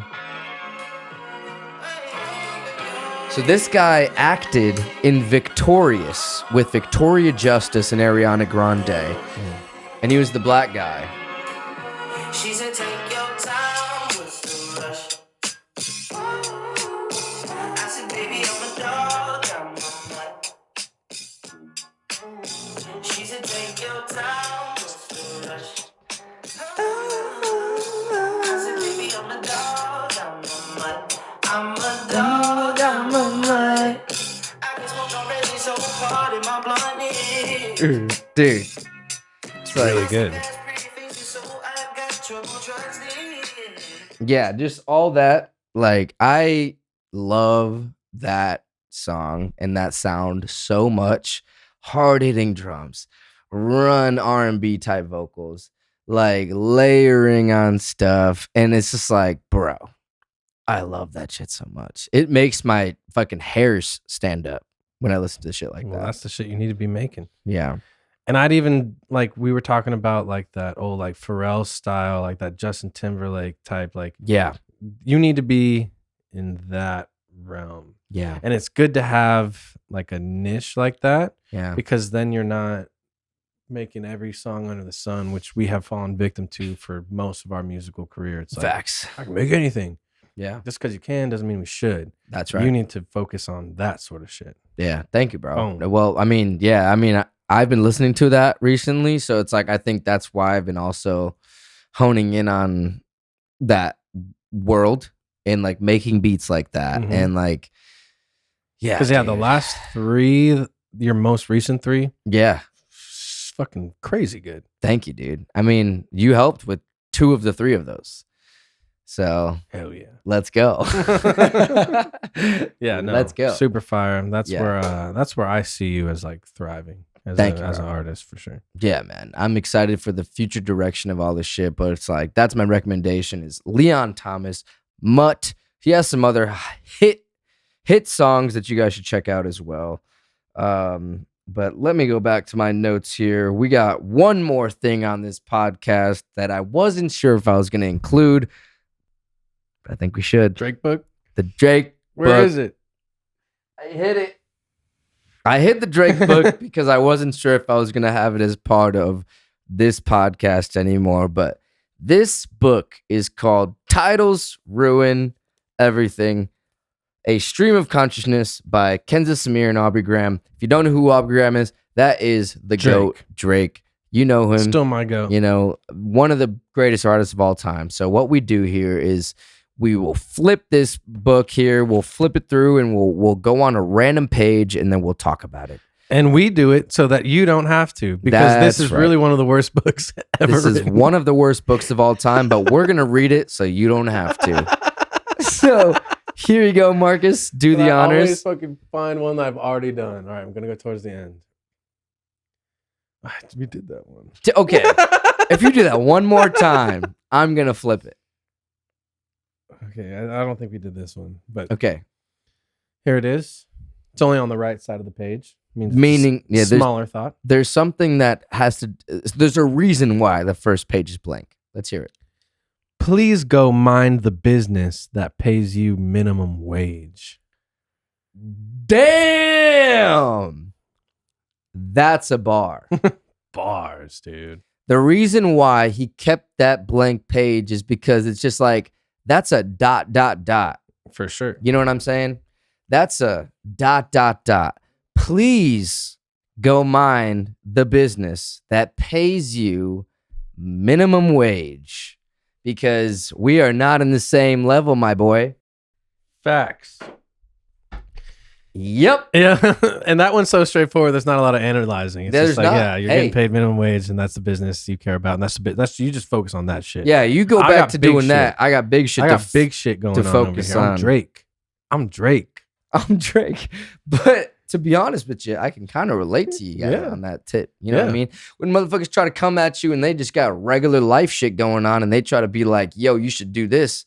Be like, well, you should shut the fuck up. Go mind the business that pays you minimum That's wage. right. Yeah. Yeah. The wage crisis in America. We need to tackle this. Yeah. Switch up. But hey, man, that wasn't a bad one, dog. That wasn't. That, That's I okay. mean, it That could have was been. okay. It could have been better. Could have It's been probably better. Could have been 7, worse. Probably 6, maybe a 6. I'll give it 5, a 6.5, I'll give it a 7.2 7.2. on the scale of like what's in there. Yeah. I haven't seen a No. 10 yet, I like that. but I'm assuming there's a 10 Actually, in I'm there. gonna go with straight 7. I think a 7 out of 10 for that one was really good Yep. because I can relate, and also it was like kind of a like talk shit, but also like real. bar. Some of those are really bad. There's been ones where I'm like, this is a 1 out of 10 Yeah, easily. absolutely. Um, Easy one. out if of you go 10. back in the On Marscus archives, you'll be able to see some of Just them. do a little digging. It's all in there. On Marscus 9, here we are. 9.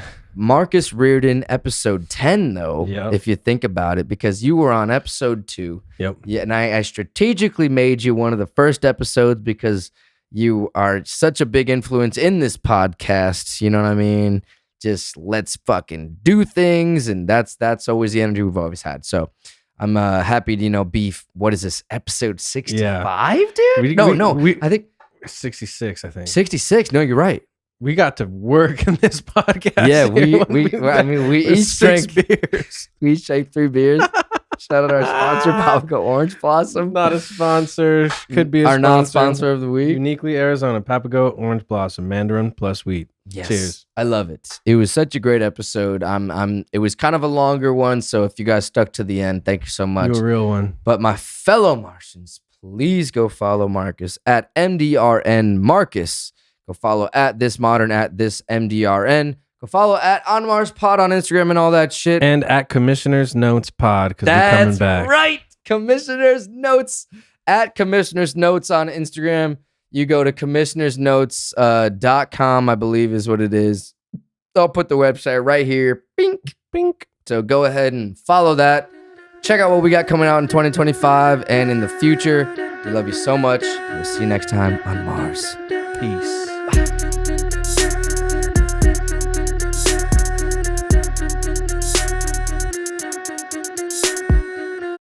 Hey guys, thank you so much for tuning in and watching this episode of the On Mars Pod and for sticking around to the end, man. I really appreciate you guys. You are the real Martians. Like this video, comment below what your favorite part was, what was most inspiring to you. Subscribe to the channel, hit that bell for notifications here on future interviews coming out soon, and also follow us on Instagram at On Mars Pod. Love you guys so much. We will see you next time on Mars. Bass. You got to make sure you get that ass checked out.